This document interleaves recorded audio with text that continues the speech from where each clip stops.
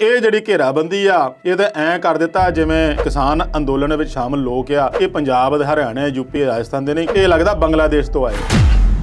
ਹੁਣ ਕਿਸਾਨ ਭੋਲਿਆਂ ਨੂੰ ਵਿਚਾਰਿਆਂ ਨੂੰ ਕੀ ਕਹੀਏ, ਜਿੱਥੇ ਉਹ ਖੇਤਾਂ ਦੇ ਵਿੱਚ ਸੱਪਾਂ ਦੀਆਂ ਸਿਰੀਆਂ ਮਿੱਧਦਾ। ਹੁਣ ਜੇ ਕਿਤੇ ਉਹਨਾਂ ਨੂੰ ਪਤਾ ਹੁੰਦਾ ਵੀ ਸਰਕਾਰ ਨੇ ਆਹ ਕੰਮ ਕਰਨੇ ਆ ਤੇ ਲੋਹੇ ਦੇ ਬੂਟ ਵੀ ਲੈ ਲੈਂਦਾ। ਟਕੈਤ ਨੂੰ ਵੀ ਇਸੇ ਗੱਲ ਦੀ ਰੰਜਿਸ਼ ਸੀਗੀ ਕਿ ਜਦੋਂ ਮੈਂ ਇਸ ਯੋਗੀ ਸਰਕਾਰ ਨੂੰ ਜਿਤਾਉਣ ਵਿੱਚ ਪੂਰਾ ਜ਼ੋਰ ਲਾਤਾ ਸੀਗਾ ਤੇ ਯਾਰ ਮੇਰੇ ਨਾਲ ਹੀ ਦਗਾ। ਅਕਾਲੀ ਦਲ ਲਿਖ ਕੇ ਦੇ ਦਿੰਦਾ ਨਾ ਵੀ ਕਾਂਗਰਸ ਭਾਈ ਸਾਹਿਬ ਅਸੀਂ ਨੇ ਤੁਹਾਡੇ ਨਾਲ ਚੋਣਾਂ ਲੜਨੀਆਂ, ਤੁਹਾਨੂੰ ਜ਼ਿਆਦਾ ਚਾਅ ਚੜਿਆ, ਸਾਨੂੰ ਤਾਂ ਕਿਸਾਨਾਂ ਦੇ ਨਾਲ ਮਤਲਬ ਆ। ਲਾਲਾ ਜਿਹੜਾ ਜ਼ੋਰ ਲਾਣਾ ਯਾਰ, ਤੂੰ ਜਿੱਤ ਕੇ ਲੈ ਲਾ ਜੋ ਲੈਣਾ, ਇੱਥੇ ਸਾਨੂੰ ਤਾਂ ਕਿਸਾਨਾਂ ਦੇ ਨਾਲ ਆ। ਹਾਲੀਵੁੱਡ ਬੋਲ ਰਿਹਾ ਹੈ, ਵੱਡੇ ਵੱਡੇ ਨੇਤਾ ਬੋਲ ਰਹੇ ਨੇ, ਦੁਨੀਆ ਭਰ ਦਾ ਮੈਨੂੰ ਨਹੀਂ ਲੱਗਦਾ ਕੋਈ ਐਸਾ ਮੁਲਕ ਹੈ ਜਿੰਨੇ ਇਹਦੇ ਬਾਰੇ ਕੁਝ ਸ਼ਬਦ ਨਾ ਬੋਲੇ ਹੋਣ, ਤੇ ਉੱਥੇ ਬਾਲੀਵੁੱਡ ਦੀ ਚੁੱਪੀ ਤੇ ਵੱਡੇ ਸਵਾਲ ਖੜੇ ਕਰਦੀ ਹੈ। ਉਹਨਾਂ ਦੀਆਂ ਕੋਈ ਕਮਜ਼ੋਰੀਆਂ ਸਰਕਾਰ ਕੋਲ ਆ ਜਿਸ ਕੋਲੋਂ ਡਰਦੇ ਆ, ਜਾਂ ਉਹਨਾਂ ਨੂੰ ਸਮਝ ਨਹੀਂ ਲੱਗ ਰਹੀ ਪਈ ਇਹ ਕਿਸਾਨ ਹੈ ਕੌਣ ਹੈ ਤੇ ਕਿਸਾਨੀ ਅੰਦੋਲਨ ਚੱਲ ਕਿਉਂ ਰਿਹਾ ਹੈ।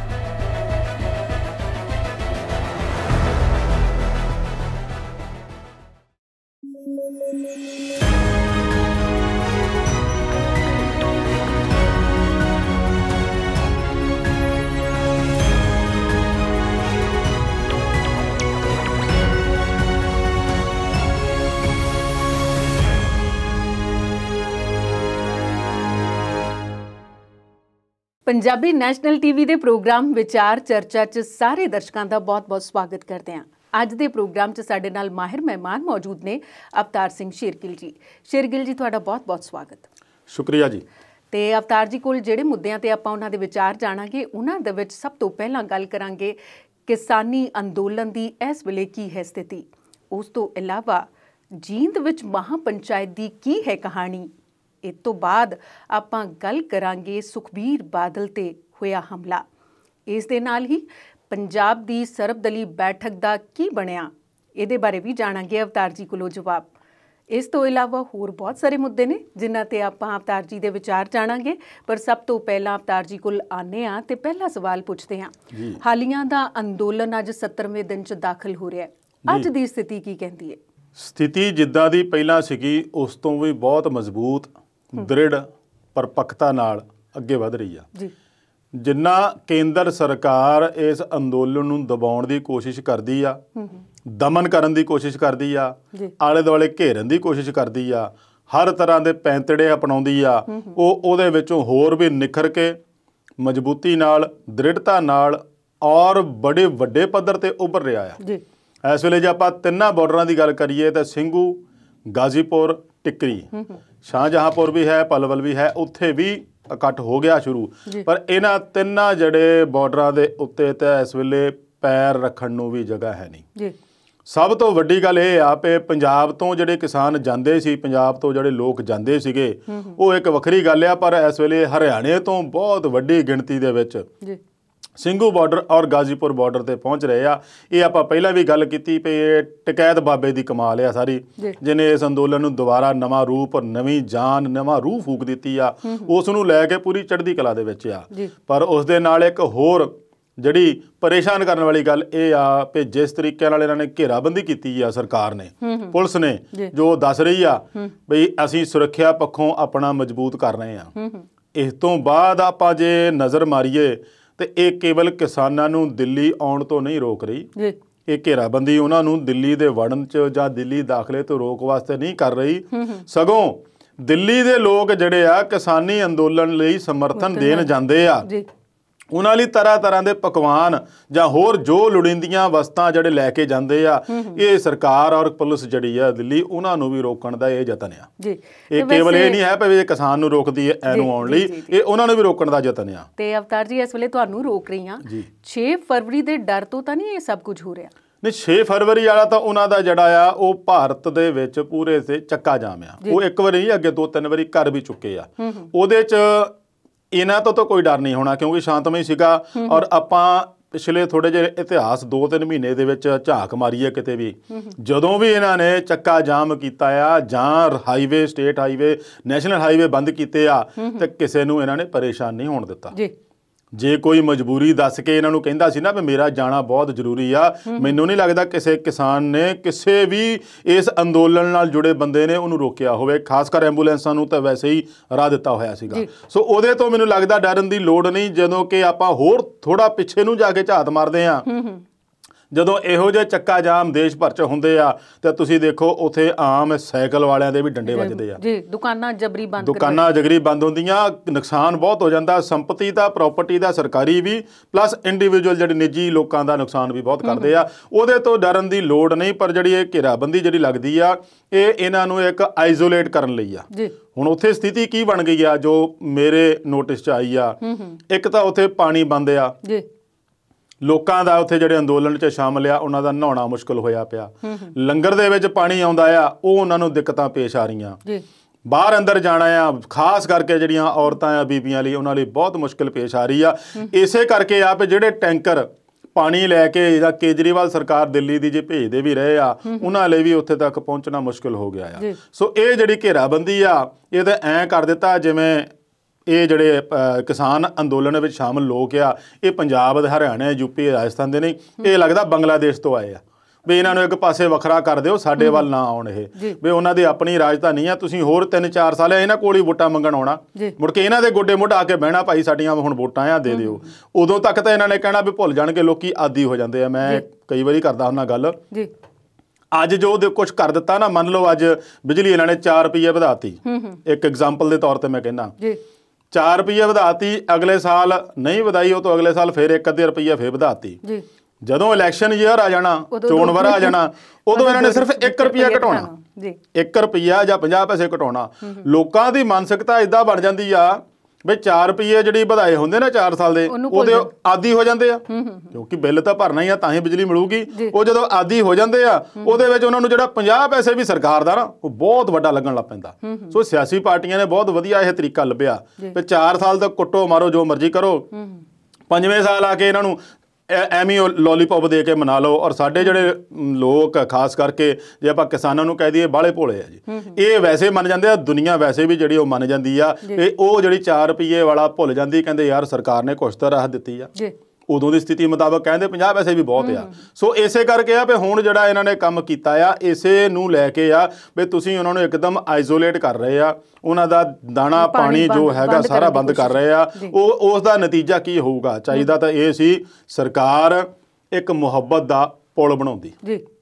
ਜਿੰਨੀ ਖਾਈ ਜਿਹੜੀ ਉਹਨਾਂ ਦੇ ਵਿੱਚ ਹੁਣ ਤੋਂ ਲੈ ਕੇ ਪਈ ਸੀਗੀ ਸਰਕਾਰ ਔਰ ਕਿਸਾਨਾਂ ਦੇ ਵਿੱਚ, ਉਹ ਖਾਈ ਨੂੰ ਇਹਨਾਂ ਨੇ ਹੋਰ ਸੂਲਾਂ ਲਾ ਕੇ ਹੋਰ ਡੂੰਘਿਆਂ ਕਰਤਾ, ਹੋਰ ਮਜ਼ਬੂਤ ਕਰਤਾ। ਤਾਂ ਇਹਨਾਂ ਨੂੰ ਇਹ ਕਿਉਂ ਸਮਝ ਨਹੀਂ ਆਉਂਦੀ ਵੀ ਉਹ ਸੂਲਾਂ ਉਹਨਾਂ ਨੇ ਤੁਹਾਡੇ ਵੱਲ ਆਉਣ ਦਾ ਤਾਂ ਕਦੇ ਇਰਾਦਾ ਰੱਖਿਆ ਹੀ ਨਹੀਂ।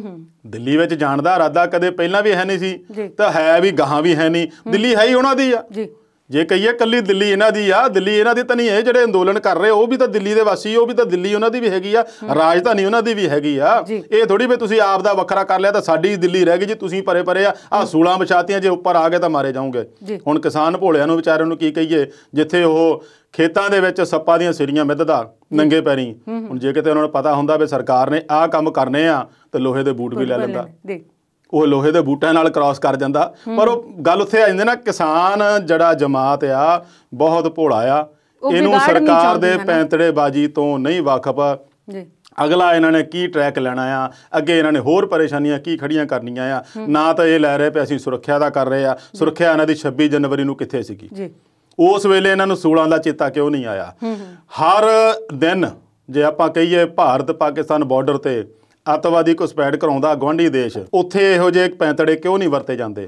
ਉੱਥੇ ਕੰਡਿਆਲੀ ਤਾਰ ਕਿੱਥੇ ਗਈ? ਉੱਥੇ ਸੂਲਾਂ ਕਿੱਥੇ ਗਈਆਂ? ਉੱਥੇ ਤਾਂ ਉਹਨਾਂ ਨੂੰ ਆਉਣ ਦਿੱਤਾ ਜਾਂਦਾ, ਤਾਂ ਮੁੜ ਕੇ ਸਾਡੇ ਵਰਗੇ ਜਿਹੜੇ ਪੰਜਾਬ ਦੇ ਕਿਸਾਨਾਂ ਦੇ ਜਵਾਨ ਆ, ਉਹਨਾਂ ਦੇ ਆਏ ਦਿਨ ਸ਼ਹੀਦੀਆਂ ਪ੍ਰਾਪਤ ਹੁੰਦੀਆਂ। ਔਰ ਆਪਾਂ ਰੋਜ਼ ਸੁਣਦੇ ਆ ਕੋਈ ਨਾ ਕੋਈ ਵਿਚਾਰਾ ਜਵਾਨ ਸਾਡਾ ਉੱਥੇ ਸ਼ਹੀਦ ਹੋਇਆ ਹੁੰਦਾ। ਜੇ ਇਹੋ ਜਿਹੀਆਂ ਸੂਲਾਂ ਉੱਥੇ ਗੱਡ ਦਿਓ ਤਾਂ ਸਰਕਾਰ ਜੀ ਤੁਹਾਡਾ ਭਲਾ ਹੋ ਜਾਊਗਾ।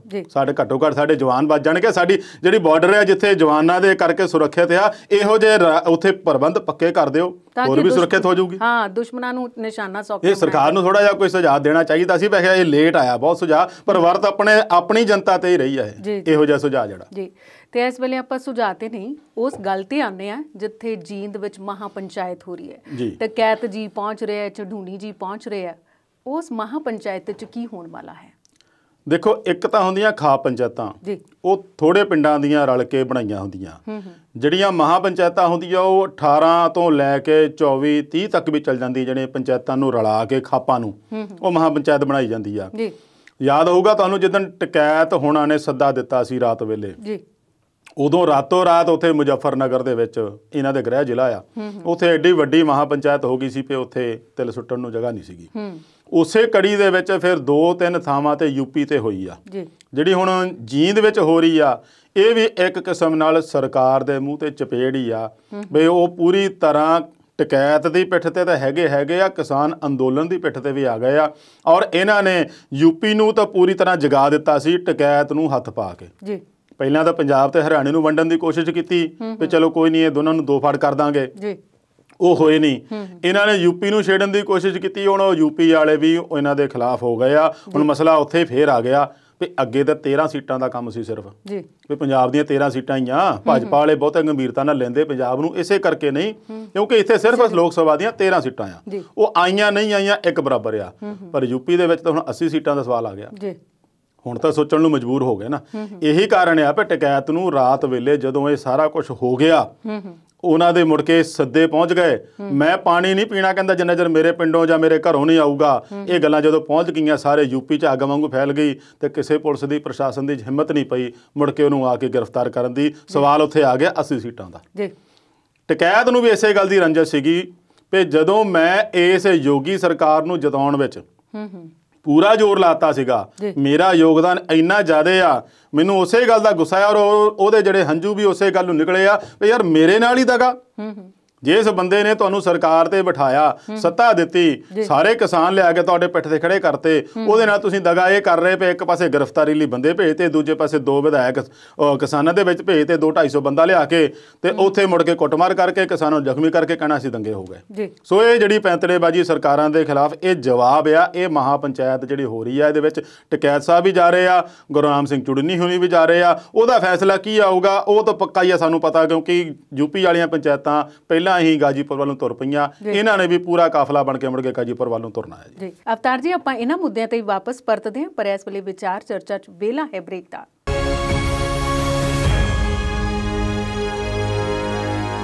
ਬ੍ਰੇਕ ਤੋਂ ਬਾਅਦ ਵਿਚਾਰ ਚਰਚਾ ਪ੍ਰੋਗਰਾਮ 'ਚ ਫੇਰ ਤੋਂ ਸਵਾਗਤ। ਤੇ ਸ਼ੇਰਗਿੱਲ ਜੀ, ਆਨੇ ਆ ਉਸ ਮੁੱਦੇ ਵੱਲ ਜਿਨਨੇ ਕੌਮਾਂਤਰੀ ਪੱਧਰ ਤੇ ਸਾਰਿਆਂ ਦਾ ਮੂੰਹ ਖੋਲਣ ਲਈ ਮਜਬੂਰ ਕਰ ਦਿੱਤਾ ਹੈ।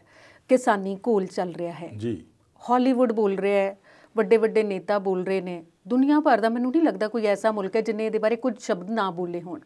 ਤੇ ਉੱਥੇ ਬਾਲੀਵੁੱਡ ਦੀ ਚੁੱਪੀ ਇਹ ਵੱਡੇ ਸਵਾਲ ਖੜੇ ਕਰਦੀ ਹੈ। ਬਿਲਕੁਲ ਜੀ, ਇਹਦੇ ਬਾਰੇ ਤੁਹਾਡੇ ਕੋਲੋਂ ਜਾਣਨਾ ਚਾਹੁੰਦੇ ਹਾਂ। ਇਹ ਬਾਲੀਵੁੱਡ ਦੀ ਪਤਾ ਨਹੀਂ ਕੀ ਮਜਬੂਰੀ ਹੋਊਗੀ ਵੀ ਜਿਹੜਾ ਹਜੇ ਤੱਕ ਵੀ 1-2 ਨੂੰ ਛੱਡ ਕੇ ਜੀ, 1-2 ਨੂੰ ਤਾਂ ਮੈਂ ਕਹਿ ਰਿਹਾ ਕਿਉਂਕਿ ਕੁਛ ਇੱਕ ਨੇ ਥੋੜਾ ਸਮਾਂ ਪਹਿਲਾਂ ਇੱਕ ਅੱਧੀ ਵਾਰੀ, ਜ਼ਿਆਦਾ ਨਹੀਂ, ਇੱਕ ਅੱਧੀ ਵਾਰੀ ਆਵਾਜ਼ ਉਠਾਈ ਵੀ ਸੀਗੀ। ਪਰ ਉਸ ਤੋਂ ਬਾਅਦ ਤਾਂ ਇਦਾਂ ਜਿੱਦਾਂ ਸੁਸਰੀ ਵਾਂਗੂ ਹੀ ਸੌਂ ਗਏ ਹੁੰਦੇ ਆ। ਜਾਂ ਤਾਂ ਉਹਨਾਂ ਦੀਆਂ ਕੋਈ ਕਮਜ਼ੋਰੀਆਂ ਸਰਕਾਰ ਕੋਲ ਆ ਜਿਸ ਗੱਲੋਂ ਡਰਦੇ ਆ, ਤੇ ਜਾਂ ਉਹਨਾਂ ਦੀ ਆਪਣੀ ਮਜਬੂਰੀ ਆ ਕੋਈ, ਜਾਂ ਉਹਨਾਂ ਨੂੰ ਸਮਝ ਨਹੀਂ ਲੱਗ ਰਹੀ ਪਈ ਇਹ ਕਿਸਾਨ ਹੈ ਕੌਣ ਹੈ ਤੇ ਕਿਸਾਨੀ ਅੰਦੋਲਨ ਚੱਲ ਕਿਉਂ ਰਿਹਾ ਆ। ਜਦ ਕਿ ਹੁਣ ਇਹਦੇ ਵਿੱਚ ਕੋਈ ਇਹ ਤਾਂ ਬਹਾਨਾ ਨਹੀਂ ਬਣਾ ਸਕਦੇ ਵੀ ਸਾਨੂੰ ਉਹਨਾਂ ਦਾ ਪਤਾ ਨਹੀਂ, ਕਿਉਂਕਿ ਸੋਸ਼ਲ ਮੀਡੀਆ ਕੀ ਸਾਰਾ ਕੁਛ ਮੀਡੀਆ ਭਰਿਆ ਪਿਆ, ਨੈਸ਼ਨਲ ਤੋਂ ਲੈ ਕੇ ਇੰਟਰਨੈਸ਼ਨਲ ਤੱਕ। ਨਹੀਂ, ਵੈਸੇ ਫਿਲਮਾਂ ਬਣਾਉਣ ਵਾਲਿਆਂ ਨੂੰ ਪੰਜਾਬੀ ਪਿਛੋਕੜ ਦਾ ਤਾਂ ਪਤਾ, ਮੈਨੂੰ ਲੱਗਦਾ ਪੂਰਾ ਪਤਾ। ਪੰਜਾਬੀ ਪਿਛੋਕੜ ਕਰਕੇ ਕਮਾਈ ਵੀ ਸਭ ਤੋਂ ਵੱਧ ਪੰਜਾਬ ਤੋਂ ਹੀ ਕਰਦੇ ਆ। ਤੁਸੀਂ ਦੱਸੋ ਪਏ ਬਾਲੀਵੁੱਡ ਦੀ ਕਿਹੜੀ ਫਿਲਮ ਇਹੋ ਜਿਹੀ ਨਹੀਂ ਹੈਗੀ ਜਿਹਦੇ ਵਿੱਚ ਪੰਜਾਬੀ ਟੱਚ ਨਹੀਂ ਆ? ਕਿਹੜੀ ਫਿਲਮ ਇਹੋ ਜਿਹੀ ਨਹੀਂ ਹੈਗੀ ਜਿਹਦੇ 'ਚ ਸਰਦਾਰ ਦਾ ਟੱਚ ਨਹੀਂ ਆ? ਇਹ ਇਸੇ ਕਿਰਦਾਰ ਨੂੰ ਨਿਭਾ ਕੇ, ਸਰਦਾਰ ਦਾ ਕਿਰਦਾਰ ਹੋਵੇ, ਕਿਸਾਨ ਦਾ ਹੋਵੇ ਤੇ ਪੰਜਾਬੀ ਟੱਚ ਹੋਵੇ, ਤਾਂ ਉਹਨੂੰ ਨਿਭਾ ਕੇ, ਉਹਨੂੰ ਪਰਫਾਰਮ ਕਰਕੇ, ਉਹਨੂੰ ਸਾਰਾ ਵਰਤ ਕੇ ਇੰਨਾ ਪੈਸਾ ਕਮਾਉਂਦੇ ਆ। ਤੇ ਹੁਣ ਪਤਾ ਨਹੀਂ ਕਿੱਥੇ ਉਹ ਸੁਸਰੀ ਵਾਂਗੂ ਸੌਂ ਗਏ ਆ। ਦੇਖੋ, ਇੱਕ ਕਿਸਾਨ ਆ ਜਿਹਨੇ ਪਿੱਛੇ ਜੇ ਆਪਾਂ ਉਹਦੀ ਵੀਡੀਓ ਵੀ ਦੇਖੀ ਸੀਗੀ ਵੀ ਉਹ ਸਪੈਸ਼ਲ ਅੰਮ੍ਰਿਤਸਰ ਤੋਂ ਫਲਾਈਟ ਲੈ ਕੇ ਦਿੱਲੀ ਗਿਆ। ਉਸ ਫਲਾਈਟ ਦੇ ਵਿੱਚ ਏਅਰ ਹੋਸਟੈਸਾਂ ਦੇ ਰੋਕਣ ਦੇ ਬਾਵਜੂਦ ਉਹਨੇ ਉੱਥੇ ਜਿੰਨੇ ਕੁ ਅੰਦਰ ਮੁਸਾਫਰ ਬੈਠੇ ਸੀ ਸਾਰਿਆਂ ਨੂੰ ਕਿਸਾਨੀ ਅੰਦੋਲਨ ਬਾਰੇ ਜਾਗਰੂਕ ਕਰਨ ਦੀ ਕੋਸ਼ਿਸ਼ ਕੀਤੀ ਆ। ਜੇ ਕਿਸੇ ਏਅਰ ਹੋਸਟੈਸ ਨੇ ਆ ਕੇ ਰੋਕਿਆ ਵੀ ਆ ਤਾਂ ਜਿਹੜੇ ਸੁਣਨ ਵਾਲੇ ਸੀ ਨਾ, ਉਹਨਾਂ ਨੇ ਉਹਨੂੰ ਕਹਿਤਾ ਨਹੀਂ ਭਾਈ ਬੋਲ ਲੈਣ ਦੇ ਇਹਨੂੰ। ਉਹ ਸਾਰੀ ਫਲਾਈਟ ਸਪੈਸ਼ਲ ਕਰਕੇ ਗਿਆ ਸੀ, ਉਹਦਾ ਕੋਈ ਮਕਸਦ ਨਹੀਂ ਸੀ ਜਹਾਜ਼ 'ਚ ਜਾਣ ਦਾ। ਉਹੀ ਬੰਦਾ ਫਿਰ ਧਰਮਿੰਦਰ ਦੇ ਬੰਬੇ ਸਥਿਤ ਫਲੈਟ 'ਚ ਵੀ ਜਾਂਦਾ, ਉਹੀ ਬੰਦਾ ਅਕਸ਼ੇ ਕੁਮਾਰ ਦੇ ਫਲੈਟ 'ਚ ਵੀ ਜਾਂਦਾ ਤੇ ਉਹਨੂੰ ਉੱਥੋਂ ਜਵਾਬ ਮਿਲਦਾ ਨਹੀਂ ਜੀ ਉਹ ਕਰੋਨਾ ਕਰਕੇ ਮਿਲਦੇ ਨਹੀਂ। ਫਿਰ ਘੱਟੋ ਘੱਟ ਉਹ ਕਹਿੰਦਾ ਯਾਰ ਪੰਜਾਬ ਦੇ ਬੰਦੇ ਆ, ਸਾਹਨੇਵਾਲ ਤੋਂ ਆ ਧਰਮਿੰਦਰ ਹੋਣੀ, ਘੱਟੋ ਘੱਟ ਉਹਨਾਂ ਦੀ ਬੀਵੀ ਇੱਥੇ ਪ੍ਰਕਾਸ਼ ਕੌਰ ਹੋਣੀ ਆ, ਉਹਨਾਂ ਨੂੰ ਮਿਲਾ ਦਿਓ। ਕੋਈ ਰਿਸਪੌਂਸ ਨਹੀਂ ਮਿਲਦਾ। ਅਕਸ਼ੇ ਕੁਮਾਰ ਦੇ ਜਾਂਦਾ, ਉੱਥੋਂ ਪਤਾ ਲੱਗਦਾ ਜੀ ਉਹ ਤਾਂ ਰਾਜਸਥਾਨ ਕੋਈ ਸ਼ੂਟਿੰਗ ਹੈ, ਬਾਰਡਰ ਤੇ ਗਏ ਕਰਨ, ਕੋਈ ਨਹੀਂ ਕਹਿੰਦਾ ਉੱਥੇ ਪਹੁੰਚ ਜਾਂਦੇ ਆ। ਉੱਥੇ ਵੀ ਉਹਨੂੰ ਝੂਠ ਬੋਲਤਾ ਗਿਆ, ਰਾਜਸਥਾਨ ਜਾ ਕੇ ਦੇਖਦਾ ਤਾਂ ਕੋਈ ਉੱਥੇ ਸ਼ੂਟਿੰਗ ਨਹੀਂ ਹੋ ਰਹੀ ਆ। ਉਹ ਰਾਜਸਥਾਨ ਦੇ ਪਹਿਰਾਵੇ ਦੇ ਵਿੱਚ ਉੱਥੋਂ ਦੇ ਲੋਕਾਂ ਨੂੰ ਜਾਗਰੂਕ ਕਰ ਰਿਹਾ ਵੀ ਆਹ ਦੇਖੋ ਜੀ ਸਾਡਾ ਜਿਹੜਾ ਕਿਸਾਨੀ ਘੋਲ ਆ ਇਸ ਲੈਵਲ ਤੇ ਚਲ ਗਿਆ, ਵੀ ਇਹਨੂੰ ਕੌਮਾਂਤਰੀ ਪੱਧਰ ਤੇ ਵੀ ਪੂਰੀ ਅਟੈਂਸ਼ਨ, ਪੂਰਾ ਫੋਕਸ ਮਿਲ ਰਿਹਾ। ਤੇ ਸਾਡੇ ਦੇਸ਼ ਦੇ ਵਿੱਚ ਹੀ ਜਿਹੜੇ ਐਡੇ ਵੱਡੇ ਵੱਡੇ ਕਲਾਕਾਰ ਆ, ਜਿਹੜੇ ਪੰਜਾਬ ਦੇ ਸਿਰ ਤੋਂ ਹੀ ਖਾਨੇ ਆ, ਸਭ ਤੋਂ ਵੱਧ ਕਮਾਈ ਜੇ ਉਹਨਾਂ ਨੂੰ ਹੁੰਦੀ ਆ ਤਾਂ ਪੰਜਾਬ ਤੋਂ ਹੀ ਹੁੰਦੀ ਸੀਗੀ। ਐਵੇਂ ਨਹੀਂ ਆ 10-15 ਸਾਲਾਂ ਦੇ ਵਿੱਚ ਹਰੇਕ ਫਿਲਮ ਦੀ, ਹਰੇਕ ਗਾਣੇ ਦੀ ਪ੍ਰਮੋਸ਼ਨ ਲਈ ਮੈਨੂੰ ਨਹੀਂ ਲੱਗਦਾ ਵੀ ਕੋਈ ਕਲਾਕਾਰ ਪੰਜਾਬ ਆਉਣ ਤੋਂ ਬਚਿਆ ਰਿਹਾ ਹੋਊਗਾ। ਸਾਰੇ ਇੱਧਰ ਨੂੰ ਭੱਜਦੇ ਆ ਕਿਉਂਕਿ ਉਹਨਾਂ ਨੂੰ ਪਤਾ ਵੀ ਇਹ ਵਾਸਟ ਮਾਰਕੀਟ ਆ ਪੰਜਾਬ ਦੀ, ਇੱਥੇ ਉਹਨਾਂ ਨੂੰ ਬਹੁਤ ਵੱਡਾ ਰਿਸਪੌਂਸ ਮਿਲਦਾ ਆ। ਕਾਲਜ, ਯੂਨੀਵਰਸਿਟੀਆਂ ਹਰੇਕ ਥਾਂ ਤੇ ਜਾਂਦੇ ਆ, ਪਰ ਹੁਣ ਕਿੱਥੇ, ਕਿਉਂ ਚੁੱਪ ਕਰ ਗਏ? ਦੇਖੋ ਬਾਲੀਵੁੱਡ ਦੀ ਐਡੀ ਵੱਡੀ, ਹਾਲੀਵੁੱਡ ਦੀ ਸੌਰੀ, ਐਡੀ ਵੱਡੀ ਪੌਪ ਕਲਾਕਾਰ, ਪੌਪ ਗਾਇਕ ਆ ਰਿਹਾਨਾ, ਜਿਹਨੇ ਆਪਣਾ ਮਿਊਜ਼ਿਕ ਰੋਕ ਕੇ ਇੱਕਦਮ ਉਹਦਾ ਧਿਆਨ ਗਿਆ, ਚਾਹੇ ਪਹਿਲਾਂ ਵੀ ਗਿਆ ਹੋਵੇ ਪਰ ਕਈ ਵਾਰੀ ਆਪਣੇ ਆਪ ਇੰਟੈਂਸ਼ਨ ਕਰਾਉਣ ਲਈ ਵੀ ਹੁੰਦਾ। ਉਹਨੇ ਫੋਟੋ ਪਾ ਕੇ ਦੱਸਿਆ ਵੀ why we are not talking about this. ਅੱਛਾ, ਉੱਥੇ ਦੇਖੋ ਹੁਣ ਮਿੰਟਾਂ ਸੈਕਿੰਟਾਂ ਦੀ ਗੱਲ ਕਹਿ ਲਈਏ ਤਾਂ ਉੱਥੇ ਹਜ਼ਾਰਾਂ ਲੱਖਾਂ ਟਵੀਟ ਹੋ ਗਏ, ਸਾਰੇ ਥਾਂ ਦੁਨੀਆ 'ਚ ਫੈਲ ਗਈ। ਤੇ ਸਾਡੀ ਇੱਕ ਫੇਰ ਉਹੀ ਬਦਦਮਾਗੀ ਕਵਾਂਗੇ ਵੀ ਬਾਲੀਵੁੱਡ ਦੀ ਜੇ ਬੋਲਦੀ ਵੀ ਆ ਤੇ ਉਹ ਇਹ ਖਿਲਾਫ ਹੀ ਬੋਲਦੀ ਆ। ਉਹਨੇ ਫਿਰ ਲਿਖ ਦਿੱਤਾ we are not talking about this because they are terrorist. ਮਾੜੀ ਮੋਟੀ ਤਾਂ ਸ਼ਰਮ ਕਰ ਲੈਣੀ ਚਾਹੀਦੀ ਇਹਨਾਂ ਨੂੰ। ਤੇ ਇੱਕਦਮ ਬੋਲੀ ਜੇ ਤੁਸੀਂ ਸਰਕਾਰ ਦੀ ਬੋਲਣੀ ਵੀ ਆ, ਥੋੜਾ ਜਿਹਾ ਉਹਨੂੰ ਤੋਲ ਮੋਲ ਤਾਂ ਲਓ, ਉਹਦੇ 'ਚ ਦੇਖ ਤਾਂ ਲਓ ਵੀ ਕਿੱਥੇ ਤੁਹਾਨੂੰ ਅੱਤਵਾਦੀ ਦਿਖਦੇ ਆ। ਤੁਸੀਂ ਉਹ ਲਾਲ ਕਿਲੇ ਦੀ ਘਟਨਾ ਨਾਲ ਜੋੜ ਕੇ ਸਾਰੇ ਕਿਸਾਨੀ ਅੰਦੋਲਨ ਨੂੰ ਹੀ ਇੱਕ ਤਾਰਪੀਡੋ ਜਾਂ ਖਰਾਬ ਕਰ ਰਹੇ, ਬਦਨਾਮ ਕਰ ਰਹੇ ਆ। ਉਹਦੇ ਥੋੜਾ ਦਿਮਾਗ ਤਾਂ ਵਰਤਣਾ ਚਾਹੀਦਾ। ਕਹਿਣ ਨੂੰ ਤਾਂ ਬਹੁਤ ਸਿਆਣੀ ਮੰਨੀ ਜਾਂਦੀ ਆ, ਉਹ ਫਿਲਮਾਂ ਵੀ ਬਹੁਤ ਕਰਦੀ, ਸਿਆਣੀਆਂ ਕਰਦੀ, ਉਹਦੇ ਵਿੱਚ ਰੋਲ ਇਦਾਂ ਦੇ ਹੁੰਦੇ ਆ ਵੀ ਇਤਿਹਾਸਕ ਰੋਲ ਕਰਦੀ ਆ, ਪਰ ਐਡਾ ਕਾਹਲ ਵੀ ਨਹੀਂ ਉਹਨੂੰ ਕਰਨਾ ਚਾਹੀਦਾ ਵੀ ਇੱਕਦਮ ਜੋ ਮੂੰਹ 'ਚ ਆਇਆ ਬੋਲ ਦੋ। ਫਿਰ ਇਸ ਤੋਂ ਵੱਧ ਦੇਖ ਲਓ ਵੀ ਤੁਸੀਂ ਤਾਂ ਇੱਕ ਮਾੜੇ ਮੋਟੇ ਬਾਲੀਵੁੱਡ ਦੇ ਕਲਾਕਾਰ ਆ, ਉਹ ਹਾਲੀਵੁੱਡ ਦੀ ਪੌਪ ਗਾਇਕਾ ਆ, ਉਹਨੂੰ ਤੁਸੀਂ ਮੂਰਖ ਲਿਖਣ ਡਏ ਆ। ਇਹ ਤੋਂ ਪਤਾ ਲੱਗਦਾ ਇਹਨਾਂ ਦੀ ਮਾਨਸਿਕਤਾ ਕਿੱਦਾਂ ਦੀ ਆ। ਇਹਨਾਂ ਨੇ ਉਸ ਔਰਤ ਨੂੰ, ਹਾਲਾਂਕਿ ਉਹਨੇ ਕਿਸੇ ਦੇ ਖਿਲਾਫ ਨਹੀਂ ਬੋਲਿਆ, ਸਿਰਫ ਉਹਨੇ ਇੱਕ ਅਟੈਂਸ਼ਨ ਖਿੱਚਣ ਦੀ ਕੋਸ਼ਿਸ਼ ਕੀਤੀ ਵਰਲਡ ਦੀ ਵੀ ਕਿੱਥੇ ਸੌਂ ਗਏ ਦੁਨੀਆ ਵਾਲਿਓ, ਆਹ ਦੇਖੋ ਕੀ ਹੋ ਰਿਹਾ। ਇੱਥੇ ਇੰਟਰਨੈਟ ਬੰਦ ਕਰਤਾ, ਇੱਥੇ ਬਿਜਲੀ ਬੰਦ ਕਰਤੀ, ਪ੍ਰੋਟੈਸਟ ਜਿਹੜੇ ਸ਼ਾਂਤਮਈ ਕਰ ਰਹੇ ਆ ਉਹਨਾਂ ਦੇ ਨਾਲ ਸਰਕਾਰ ਦਮਨ ਕਰ ਰਹੀ ਆ। ਇਹਦੀ ਗੱਲ ਕਿਉਂ ਨਹੀਂ ਹੋ ਰਹੀ? ਕਿਸੇ ਨੂੰ ਪਰਟੀਕੂਲਰਲੀ ਕਿਸੇ ਦੇ ਉੱਤੇ ਨਿਸ਼ਾਨਾ ਤਾਂ ਸਾਧਿਆ ਨਹੀਂ ਉਹਨੇ। ਤੇ ਇਸ ਔਰਤ ਨੇ ਉਹਨੂੰ ਫੂਲ ਤੱਕ, ਮੂਰਖ ਤੱਕ ਕਹਿਤਾ। ਇਹ ਮਾਨਸਿਕਤਾ ਕਿੱਥੋਂ ਤੱਕ ਇਹਦੀ ਗਿਰੀ ਆ, ਇਹ ਸਮਝ ਨਹੀਂ ਲੱਗਦੀ। ਪਹਿਲਾਂ ਵੀ ਬਹੁਤ ਲੰਮਾ ਸਮਾਂ ਇਹ ਪੰਗੇ ਲੈਂਦੀ ਰਹੀ ਆ, ਹਰੇਕ ਨਾਲ ਟਵਿੱਟਰ ਤੇ ਹੀ ਜਿਹਨੂੰ ਜੀ ਕਰੇ ਜਿੱਦਾਂ ਮਰਜ਼ੀ ਬੋਲ ਲੈਂਦੀ ਆ। ਪਰ ਮੈਂ ਇਹ ਸਮਝਦਾ ਵੀ ਜੇ ਤੁਹਾਡੀ ਜਿਹੜੀ ਸਿਆਣਪ ਇਸ ਗੱਲ 'ਤੇ ਹੀ ਆ, ਤੁਸੀਂ ਜੇ ਕੋਈ ਜਵਾਬ ਦੇਣਾ ਵੀ ਆ ਤਾਂ ਸਿਆਣਪ ਨਾਲ ਦਿਓ। ਤੁਸੀਂ ਨਹੀਂ ਉਸ ਗੱਲ ਨਾਲ ਸਹਿਮਤ ਆ, ਤੁਸੀਂ ਉਸ ਗੱਲ ਤੇ ਨਾਲ ਰਾਜੀ ਨਹੀਂ ਆ, ਤੁਹਾਡੇ ਨਹੀਂ ਵਿਚਾਰ ਰਲਦੇ, ਤੇ ਇਹਦਾ ਮਤਲਬ ਅਗਲੇ ਦੇ ਵਿਚਾਰ ਜੇ ਪ੍ਰਗਟ ਕੀਤੇ ਤਾਂ ਮੂਰਖ ਥੋੜੀ ਹੋ ਗਿਆ। ਤੁਸੀਂ ਆਪ ਦੀ ਸਿਆਣਪ ਤਾਂ ਦੱਸੋ ਨਾ ਉਹਨੂੰ, ਤੁਸੀਂ ਆਪ ਹੀ ਆਪਣੀ ਵਿਦਵਤਾ ਦੱਸੋ ਵੀ ਤੁਸੀਂ ਕੀ ਕਹਿਣਾ ਚਾਹੁੰਦੇ ਆ। ਤੁਸੀਂ ਉਹਦੇ ਨਾਲ ਨਹੀਂ ਸਹਿਮਤ, ਉਹਨੂੰ ਦੱਸੋ ਭਾਈ ਨਹੀਂ ਤੂੰ ਗਲਤ ਹੈ ਯਾਰ, ਇਹ ਅੰਦੋਲਨ ਕਰਨ ਵਾਲੇ ਸਹੀ ਨਹੀਂ ਹੈਗੇ, ਇਹ ਸਹੀ ਤਰੀਕੇ ਨਾਲ ਅੰਦੋਲਨ ਨਹੀਂ ਕਰ ਰਹੇ ਆ। ਇਹ ਤਰੀਕਾ ਤਾਂ ਹੁੰਦਾ ਦੱਸਣ ਦਾ। ਸਿੱਧਾ ਉਹਨੂੰ ਕਹਿ ਦਿਓ ਅੱਤਵਾਦੀ, ਸਿੱਧਾ ਉਹਨੂੰ ਕਹਿ ਦਿਓ ਮੂਰਖ, ਇਹ ਕਿੱਡੀ ਕੁ ਸਿਆਣਪ ਵਾਲੀ ਗੱਲ ਆ। ਸੋ ਹੁਣ ਉਹਦੇ ਨਾਲ ਕੀ ਹੋਇਆ, ਇੰਗਲੈਂਡ ਦਾ ਇੱਕ ਬਹੁਤ ਵੱਡਾ ਬਾਕਸਰ ਸੀ, ਉਹਨੇ ਵੀ ਉਸ ਅੰਦੋਲਨ ਦੀ ਇੱਕ ਤਸਵੀਰ ਪਾ ਕੇ ਉਹਦੇ ਤੇ ਆਪਣਾ ਰੋਸ ਪ੍ਰਗਟ ਕੀਤਾ ਔਰ ਨਾਲ ਕਿਸਾਨੀ ਅੰਦੋਲਨ ਦੀ ਸਪੋਰਟ ਕੀਤੀ। ਫਿਰ ਇੱਕ ਵਾਤਾਵਰਣ ਕਾਰਕੁਨ ਆ ਗ੍ਰੇਟਾ ਥਨਬਰਗ, ਬਹੁਤ ਵੱਡੀ ਆ ਇੰਟਰਨੈਸ਼ਨਲ ਪੱਧਰ ਦੀ, ਉਹਨੇ ਵੀ ਅੱਜ ਵੀ ਸਪੋਰਟ ਫਾਰਮਰ ਦਾ ਹੈਸ਼ਟੈਗ ਲਾ ਕੇ ਟਵੀਟ ਕਰਤਾ। ਇਸ ਤੋਂ ਨਾਲ ਹੁਣੇ ਪਤਾ ਲੱਗਾ ਵੀ ਅਮਰੀਕਾ ਦੀ ਜਿਹੜੀ ਉਪ ਰਾਸ਼ਟਰਪਤੀ ਆ ਕਮਲਾ ਹੈਰਿਸ, ਉਹਦੀ ਭਤੀਜੀ ਨੇ ਵੀ ਸਪੋਰਟ ਫਾਰਮਰ ਦਾ ਹੈਸ਼ਟੈਗ ਦੇ ਨਾਲ ਸਪੋਰਟ ਕੀਤਾ ਆ। ਸੋ ਮੈਂ ਇਸ ਗੱਲ ਨੂੰ ਤਾਂ ਜ਼ੋਰ ਦਿੰਦੇ ਆ ਵੀ ਜਦੋਂ ਕੌਮਾਂਤਰੀ ਪੱਧਰ ਤੇ ਇਹਨੂੰ ਇੰਨਾ ਰਿਸਪੌਂਸ ਮਿਲ ਰਿਹਾ। ਇਸ ਦੇ ਨਾਲ ਇੱਕ ਹੋਰ ਮੈਂ ਗੱਲ ਕਰ ਦੇਵਾਂ, ਦੁਨੀਆ ਦਾ ਬਹੁਤ ਵੱਡਾ ਮੈਗਜ਼ੀਨ ਆ ਵੋਗ, ਉਹਨੇ ਵੀ ਆਪਣੇ ਕਵਰ ਪੰਨੇ ਦੇ ਉੱਤੇ ਕਿਸਾਨੀ ਅੰਦੋਲਨ 'ਚ ਬੈਠੀਆਂ ਬੀਬੀਆਂ ਦੀ ਇੱਕ ਪੂਰੇ ਪੇਜ ਦੀ ਫੋਟੋ ਲਾ ਕੇ ਲਿਖਿਆ ਕਿ ਉਹ ਮੈਂ ਨਹੀਂ ਪੜ੍ਹ ਸਕਿਆ ਪਰ ਉਹ ਉਸ ਫੋਟੋ ਨੂੰ ਕਵਰ ਦਿੱਤਾ ਆ। ਤੇ ਇਹਦੋਂ ਥੋੜਾ ਜਿਹਾ ਪਿੱਛੇ ਜਾਵਾਂ ਨਾ, ਟਾਈਮ ਮੈਗਜ਼ੀਨ ਬਹੁਤ ਵੱਡਾ ਆ, ਉਹਦੇ ਤੇ ਜਦੋਂ ਬਜ਼ੁਰਗ ਮਾਤਾ ਜਿਹੜੀ ਆਪਣੇ ਸੀਗੀ ਸ਼ਾਹੀਨ ਬਾਗ ਵਾਲੀ ਮਾਤਾ ਦੀ ਜਦੋਂ ਫੋਟੋ ਲਾ ਕੇ ਦਿੱਤੀ ਸੀ ਨਾ ਟਾਈਮ ਮੈਗਜ਼ੀਨ ਦੇ ਉੱਤੇ, ਉਹ ਚਰਚਿਤ ਚਿਹਰਿਆਂ ਦੇ ਵਿੱਚ ਦੱਸਿਆ ਸੀ ਵੀ ਇਸ ਵੇਲੇ ਵਰਲਡ ਦੇ ਵਿੱਚ ਚਰਚਿਤ ਚਿਹਰਾ ਆ। ਪਰ ਉਸ ਤੋਂ ਬਾਅਦ ਇਹਨਾਂ ਨੂੰ ਬਹੁਤ ਹੀ ਮਿਰਚਾਂ ਲੱਗ ਗਈਆਂ, ਮਿਰਚਾਂ ਲੱਗੀਆਂ ਸੀਗੀਆਂ। ਦੁੱਖ ਹੋਇਆ ਸੀ ਬਹੁਤ ਦੇਸ਼ ਭਗਤਾਂ ਨੂੰ, ਤੇ ਉਹਨਾਂ ਨੇ ਉਹਦੇ ਲਈ ਇਤਰਾਜ਼ ਵੀ ਕੀਤਾ ਸੀ ਵੀ ਟਾਈਮ ਮੈਗਜ਼ੀਨ ਇੱਦਾਂ ਕਿਉਂ ਦੇ ਸਕਦਾ। ਤੁਸੀਂ ਆਪ ਦੀ ਆਵਾਜ਼ ਜਿਹੜੀ ਦੇਸ਼ ਵਿੱਚ ਦਬਾ ਸਕਦੇ ਆ, ਕਿਸਾਨਾਂ ਦੀ ਆਵਾਜ਼ ਦਬਾ ਸਕਦੇ ਆ, ਮੀਡੀਆ ਦੀ ਆਵਾਜ਼ ਦਬਾ ਸਕਦੇ ਆ, ਪਰ ਕੌਮਾਂਤਰੀ ਪੱਧਰ ਤੇ ਨਹੀਂ ਨਾ। ਜੋ ਉਹਨਾਂ ਨੂੰ ਸਹੀ ਲੱਗੂਗਾ ਉਹ ਤਾਂ ਉਹੀ ਪੇਸ਼ ਕਰਨਗੇ। ਮਤਲਬ ਬਾਕੀਆਂ ਨੇ ਅੱਖਾਂ ਬੰਦ ਨਹੀਂ ਕੀਤੀਆਂ। ਇਹ ਅੱਖਾਂ ਬੰਦ ਕਰਨ ਦੀ ਕੋਸ਼ਿਸ਼ ਕਰ ਰਹੇ ਆ, ਪਰ ਉਹਨਾਂ ਨੂੰ ਤਾਂ ਜੋ ਸਾਹਮਣੇ ਦਿਸਦਾ ਹੈ ਨਾ ਉਹੀ ਕਰਨਗੇ। ਹੁਣ BBC ਵੀ ਤਾਂ ਰਿਪੋਰਟਿੰਗ ਕਰਦਾ ਹੀ ਆ, ਉਹ ਵੀ ਨਿਰਪੱਖ ਕਰਦਾ ਆ। ਮੀਡੀਆ ਦੀ ਗੱਲ ਮੈਂ ਜੇ ਕਹਾਂ ਵੀ ਦਬਾਉਣ ਦੀ ਕੋਸ਼ਿਸ਼ ਕਰਦੇ ਆ, ਮੀਡੀਆ ਨੂੰ ਤਾਂ ਇਹ ਚਾਹੀਦਾ ਵੀ ਪੂਰਾ ਨਿਰਪੱਖਤਾ ਨਾਲ ਕਰੇ, ਪਰ ਜੇ ਆਪਾਂ ਉਹਦੇ ਵਿੱਚ ਜਿਹੜੇ ਨਿਰਪੱਖਤਾ ਨਾਲ ਕਰਦੇ ਆ ਉਹਨਾਂ ਨੂੰ ਵੀ ਗ੍ਰਿਫਤਾਰ ਕਰ ਲਓ, ਅੰਦਰ ਭੇਜ ਦਿਓ, ਦਮਨ ਕਰੋ, ਉਹਨੂੰ ਕੁੱਟਮਾਰ ਕਰੋ, ਤੇ ਇਹ ਲੋਕਤੰਤਰ ਦਾ ਹਿੱਸਾ ਤਾਂ ਨਹੀਂ ਕਿਹਾ ਜਾ ਸਕਦਾ ਜੀ। ਤੇ ਲੋਕਤੰਤਰ ਦਾ ਘਾਣ ਕਿਤੇ ਹੋਰ ਵੀ ਲੱਗਦਾ ਜਾਪਰਿਆ ਹੁੰਦਾ ਪਿਆ। ਬਿਹਾਰ ਦੀ ਗੱਲ ਹੈ, ਉੱਥੋਂ ਦੀ ਸਰਕਾਰ ਨੇ ਇੱਕ ਨਵਾਂ ਫਰਮਾਨ ਜਾਰੀ ਕਰਤਾ ਜੀ, ਵਿਰੋਧ ਕਰੋਗੇ ਤੇ ਫਿਰ ਸਰਕਾਰੀ ਨੌਕਰੀ ਨਹੀਂ ਮਿਲੇਗੀ ਜੀ। ਇਹ ਸੱਚਮੁੱਚ ਇਦਾਂ ਹੀ ਹੈ ਕਿ ਕੁਝ ਹੋਰ ਕਹਾਣੀ ਵੀ ਹੈਗੀ ਇਹਦੇ 'ਚ? ਪਰਮਿੰਦਰ ਜੀ, ਮੈਂ ਤਾਂ ਇਹ ਕਹੂੰਗਾ ਕਿ ਨਿਤਿਸ਼ ਜੀ ਪਹਿਲਾਂ ਆਪਣੀ ਕੁਰਸੀ ਤਾਂ ਸੰਭਾਲ ਲਓ। ਜੇ ਤੁਸੀਂ ਭਾਜਪਾ ਦਾ ਵਿਰੋਧ ਕਰੋਗੇ ਤਾਂ ਕੁਰਸੀ ਜਾਂਦੀ ਲੱਗਣੀ ਆ ਜੀ। ਤੁਹਾਡੀ ਕੁਰਸੀ ਭਾਜਪਾ ਦੇ ਰਹਿਮੋ ਕਰਮ ਤੇ ਹੈ ਇਸ ਵੇਲੇ। ਤੁਸੀਂ ਸਰਕਾਰੀ ਮੁਲਾਜ਼ਮਾਂ ਨੂੰ ਡਰਾਵਾ ਨਹੀਂ ਦੇ ਸਕਦੇ। ਤੁਹਾਡੀ ਕੁਰਸੀ ਇਸ ਵੇਲੇ ਉਹਨਾਂ ਦੇ ਹੱਥ ਆ, ਮਾੜਾ ਜਿਹਾ ਪਾਵਾ ਖਿੱਚਿਆ ਨਹੀਂ ਕਿ ਧੜਮ ਦੇ ਨਹੀਂ ਗਏ। ਸੋ ਇਹ ਜਿਹੜਾ ਫਰਮਾਨ ਜਾਰੀ ਕਰਨਾ ਇਹ ਵੀ ਉਹਨਾਂ ਦੀ ਇੱਕ ਕਹਿ ਲਓ ਫਰਸਟ੍ਰੇਸ਼ਨ ਕਹਿ ਦਿੰਦੇ ਆ, ਜਾਂ ਦਬਾਅ ਹੇਠ ਜੀ, ਮਜਬੂਰੀ ਵੀ ਹੋ ਸਕਦੀ ਹੈ। ਦਬਾਅ ਹੇਠ ਮਜਬੂਰੀ ਵੀ ਤੁਸੀਂ ਮਜਬੂਰ ਹੋ ਕੇ ਇਹ ਬਿਆਨ ਦੇ ਰਹੇ ਆ ਵੀ ਜੇ ਸਰਕਾਰ ਦਾ ਵਿਰੋਧ ਕੀਤਾ ਤਾਂ ਤੁਹਾਨੂੰ ਸਰਕਾਰੀ ਨੌਕਰੀਆਂ ਨਹੀਂ ਮਿਲਣਗੀਆਂ। ਤੁਹਾਡੀ ਸਰਕਾਰ ਬਣੀ ਨੂੰ ਹੋ ਤਾਂ ਗਏ 3-4 ਮਹੀਨੇ, ਕਿੰਨੀਆਂ ਕਿ ਦੇਤੀਆਂ? 15 ਸਾਲ ਤੋਂ ਤੁਸੀਂ ਨੌਕਰੀ ਸਰਕਾਰ ਚਲਾਉਂਦੇ ਆ ਰਹੇ ਆ। ਉਦੋਂ ਤੁਹਾਡੀ 1 ਮੈਨ ਆਰਮੀ ਸੀ, ਤੁਸੀਂ ਆਪਣੇ ਆਪ 'ਚ ਫੁੱਲ ਫਲੈਜ ਕੰਮ ਕਰਦੇ ਸੀਗੇ, ਤਾਂ ਕਿੰਨੀਆਂ ਕਿ ਨੌਕਰੀਆਂ ਦੇਤੀਆਂ। ਉਸ ਤੋਂ ਬਾਅਦ ਜੇ ਤੁਸੀਂ ਮੈਨੀਫੈਸਟੋ ਦੇ ਵਿੱਚ ਲਿਖਦੇ ਆ ਇੰਨੀਆਂ ਨੌਕਰੀਆਂ ਦੇਵਾਂਗੇ, ਉਸ ਤੋਂ ਵੱਧ ਕੇ ਤੁਹਾਡਾ ਵਿਰੋਧੀ ਉਹ ਡਬਲ ਨੌਕਰੀਆਂ ਦੇਣ ਦਾ ਗੱਲ ਕਰਦੇ ਆ, ਤਾਂ ਉਦੋਂ ਤੁਸੀਂ ਕਹਿੰਦੇ ਕਿੱਥੋਂ ਦੇ ਦੂੰਗੇ ਨੌਕਰੀ ਬਾਈ ਤੂੰ ਜੀ। ਆਪਦੀਆਂ ਤੁਹਾਡੀਆਂ 5 ਲੱਖ ਵੀ ਦੇ ਹੋ ਜਾਣਗੀਆਂ। ਜੇ ਅਗਲੇ ਨੇ 10 ਲੱਖ ਨੌਕਰੀਆਂ ਕਹਿ ਦਿੱਤੀਆਂ ਤਾਂ ਉਹਦੇ ਤੇ ਸਵਾਲ ਇੰਨੇ ਕੁ ਬੁਛਾਰਾਂ ਵਾਂਗੂ ਸਿੱਟ ਦਿੱਤੇ ਵੀ ਸਮਝ ਨਹੀਂ ਆਉਂਦੀ ਵੀ ਬੰਦਾ ਤਾਂ ਅਣਜਾਣ ਹੀ ਹੈ ਸਿਆਸਤ ਤੋਂ। ਨਹੀਂ ਗੱਲ ਉਹ ਹੋ ਗਈ, ਮੈਂ ਕਰਾਂ ਤਾਂ ਸਭ ਕੁਝ ਠੀਕ ਹੈ, ਤੁਸੀਂ ਕਰੋ ਤੇ ਸਭ ਕੁਝ। ਬਿਲਕੁਲ ਇਹੀ ਗੱਲ ਆ ਵੀ ਉਹਨੂੰ ਕਹਿੰਦੇ ਤੂੰ 10 ਲੱਖ ਨੌਕਰੀਆਂ ਕਿੱਥੋਂ ਦੇ ਦੇਂਗਾ? ਸਾਤੋਂ ਨਹੀਂ ਦੇ ਹੋਈਆਂ, ਬਿਲਕੁਲ ਨਹੀਂ ਦੇ ਹੋਈਆਂ। ਇਹ ਮੰਨਦੇ ਵੀ ਆ ਨਹੀਂ ਦੇ ਹੋਈਆਂ। ਸੋ ਇਹ ਇਸ ਕਰਕੇ ਨਿਤਿਸ਼ ਹੋਣੀ ਜਿਹੜੇ ਫਰਮਾਨ ਜਾਰੀ ਕਰਦੇ ਆ, ਮੈਂ ਇਹਨਾਂ ਨੂੰ ਇਹ ਕਹੂੰਗਾ ਵੀ ਆਪ ਦੀ ਕੁਰਸੀ ਜ਼ਰੂਰ ਬਚਾਉਣ। ਇਸ ਵੇਲੇ ਪੂਰੀ ਤਰ੍ਹਾਂ ਰਹਿਮੋ ਕਰਮ ਜਿਹੜੀ ਆ ਉਹ ਭਾਜਪਾ ਤੇ ਆ, ਕਿਉਂਕਿ ਇਹਨਾਂ ਦੀ ਆਪਣੀ ਪਾਰਟੀ ਤਾਂ 3rd ਨੰਬਰ ਤੇ ਚੱਲ ਗਈ ਸੀਗੀ।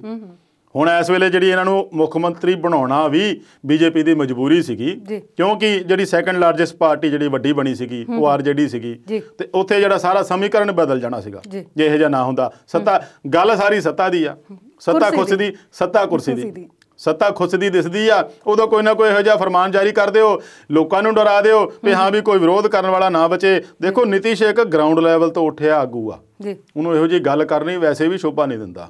ਉਹ ਇਹਨਾਂ ਦੇ ਵਿੱਚ ਵਿਚਰਿਆ, ਉਹਨਾਂ ਨੂੰ ਪਤਾ ਆ ਵੀ ਸਰਕਾਰਾਂ ਜਿਹੜੀਆਂ ਇਹ ਜ਼ਰੂਰੀ ਨਹੀਂ ਵੀ ਸਾਰੀ ਸਰਕਾਰਾਂ ਸਹੀ ਕੰਮ ਕਰਦੀਆਂ, ਜਾਂ ਇਹ ਵੀ ਜ਼ਰੂਰੀ ਨਹੀਂ ਵੀ ਸਾਰੀਆਂ ਸਰਕਾਰਾਂ ਗਲਤ ਕੰਮ ਕਰਦੀਆਂ। ਪਰ ਜਿੱਥੇ ਕੋਈ ਗਲਤ ਕੰਮ ਹੁੰਦਾ ਆ ਤਾਂ ਉਹਦੇ ਖਿਲਾਫ ਆਵਾਜ਼ ਵੀ ਤਾਂ ਉਹੀ ਉਠਾਉਂਦੇ ਜਿਨ੍ਹਾਂ ਨੇ ਵੋਟਾਂ ਦਿੱਤੀਆਂ ਹੁੰਦੀਆਂ। ਜੋ ਇਹੋ ਜਿਹਾ ਫਰਮਾਨ ਜਿਹੜਾ ਨਿਤਿਸ਼ ਨੂੰ ਸ਼ੋਭਾ ਨਹੀਂ ਦਿੰਦਾ। ਤੇ ਇਸ ਵੇਲੇ ਵਿਚਾਰ ਚਰਚਾ 'ਚ ਅਗਲੇ ਮੁੱਦੇ ਤੇ ਗੱਲ ਕਰਾਂਗੇ, ਪਰ ਵੇਲਾ ਹੈ ਬ੍ਰੇਕ ਦਾ।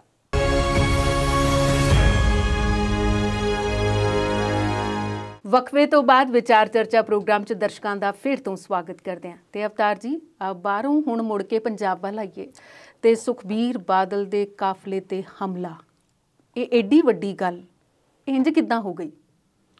ਨਹੀਂ, ਇਹਦੇ 'ਚ ਸਵਾਲ ਇਹ ਨਹੀਂ ਉੱਠਦਾ ਵੀ ਕਿੰਜ ਹੋ ਗਈ ਜੀ ਤੇ ਕਿਉਂ ਹੋ ਗਈ। ਇਹਦੇ 'ਚ ਸਵਾਲ ਇਹ ਉੱਠਦਾ ਆ ਵੀ ਚੋਣਾਂ ਹੋ ਹੀ ਕਿਉਂ ਰਹੀਆਂ ਜੀ? ਜਦੋਂ ਐਡਾ ਵੱਡਾ ਅੰਦੋਲਨ ਕਿਸਾਨਾਂ ਦਾ ਦਿੱਲੀ ਸਰਕਾਰ ਦੇ ਨਾਲ ਟੱਕਰ ਲੈ ਕੇ ਹੋ ਰਿਹਾ, ਬਾਰਡਰਾਂ ਤੇ ਸਾਰੇ ਪੰਜਾਬ ਦੇ ਵਿੱਚ ਦੁਨੀਆ ਉੱਥੇ ਗਈ ਹੋਈ ਆ, ਹਰਿਆਣੇ ਚੋਂ ਯੂਪੀ ਸਾਰੇ ਸਟੇਟਾਂ ਚੋਂ ਗਈ ਹੋਈ ਆ, ਤੇ ਆਪਾਂ ਇੱਥੇ ਚੋਣਾਂ 'ਚ ਮਸ਼ਰੂਫ ਆ ਜੀ।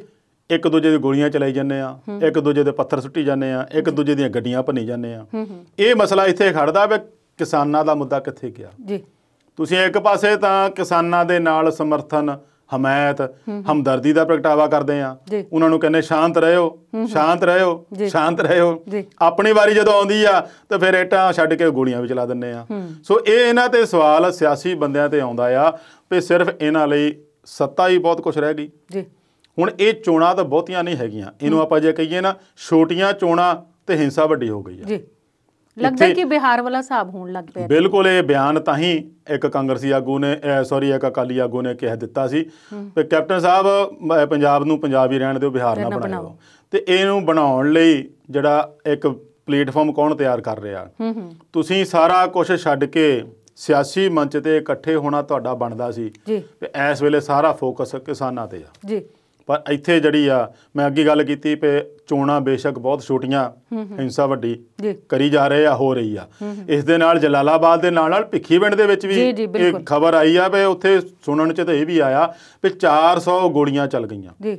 ਆਪ ਆਗੂ ਨੂੰ ਇਲੈਕਸ਼ਨ ਦਾ ਦੌਰ ਹੋਵੇ ਚੋਣ ਜਾਬਤਾ ਲੱਗਾ ਹੋਵੇ ਜੀ ਤੇ ਅਸਲਾ ਸਾਰਾ ਥਾਣਿਆਂ 'ਚ ਜਮ੍ਹਾਂ ਹੋਇਆ ਹੋਵੇ ਤੇ ਫੇਰ ਵੀ ਇੰਨੀਆਂ ਗੋਲੀਆਂ ਚੱਲ ਜਾਣੀਆਂ ਤੇ ਫਿਰ ਆਪਣੇ ਆਪ ਦੇ ਵਿੱਚ ਸਰਕਾਰ ਦੇ ਤੰਤਰ ਤੇ ਪੁਲਿਸ ਪ੍ਰਸ਼ਾਸਨ ਤੇ ਚੋਣ ਕਮਿਸ਼ਨ ਦੇ ਉੱਤੇ ਸਵਾਲ ਖੜੇ ਹੁੰਦੇ ਆ ਵੀ ਜਦੋਂ ਤੁਸੀਂ ਇਹ ਸਾਰਾ ਕੁਝ ਅਸਲਾ ਜਮ੍ਹਾਂ ਕਰਾਇਆ ਤੇ ਥਾਣੇ ਦੇ ਕਿਤੇ ਚੋਰ ਮੁਰੀਆਂ ਔਰ ਮਰਾਹੀ ਮੁੜ ਕੇ ਤਾਂ ਨਹੀਂ ਲੈ ਗਏ ਵਾਪਸ ਉਹ ਗੋਲੀਆਂ ਚਲਾਉਣ ਲਈ।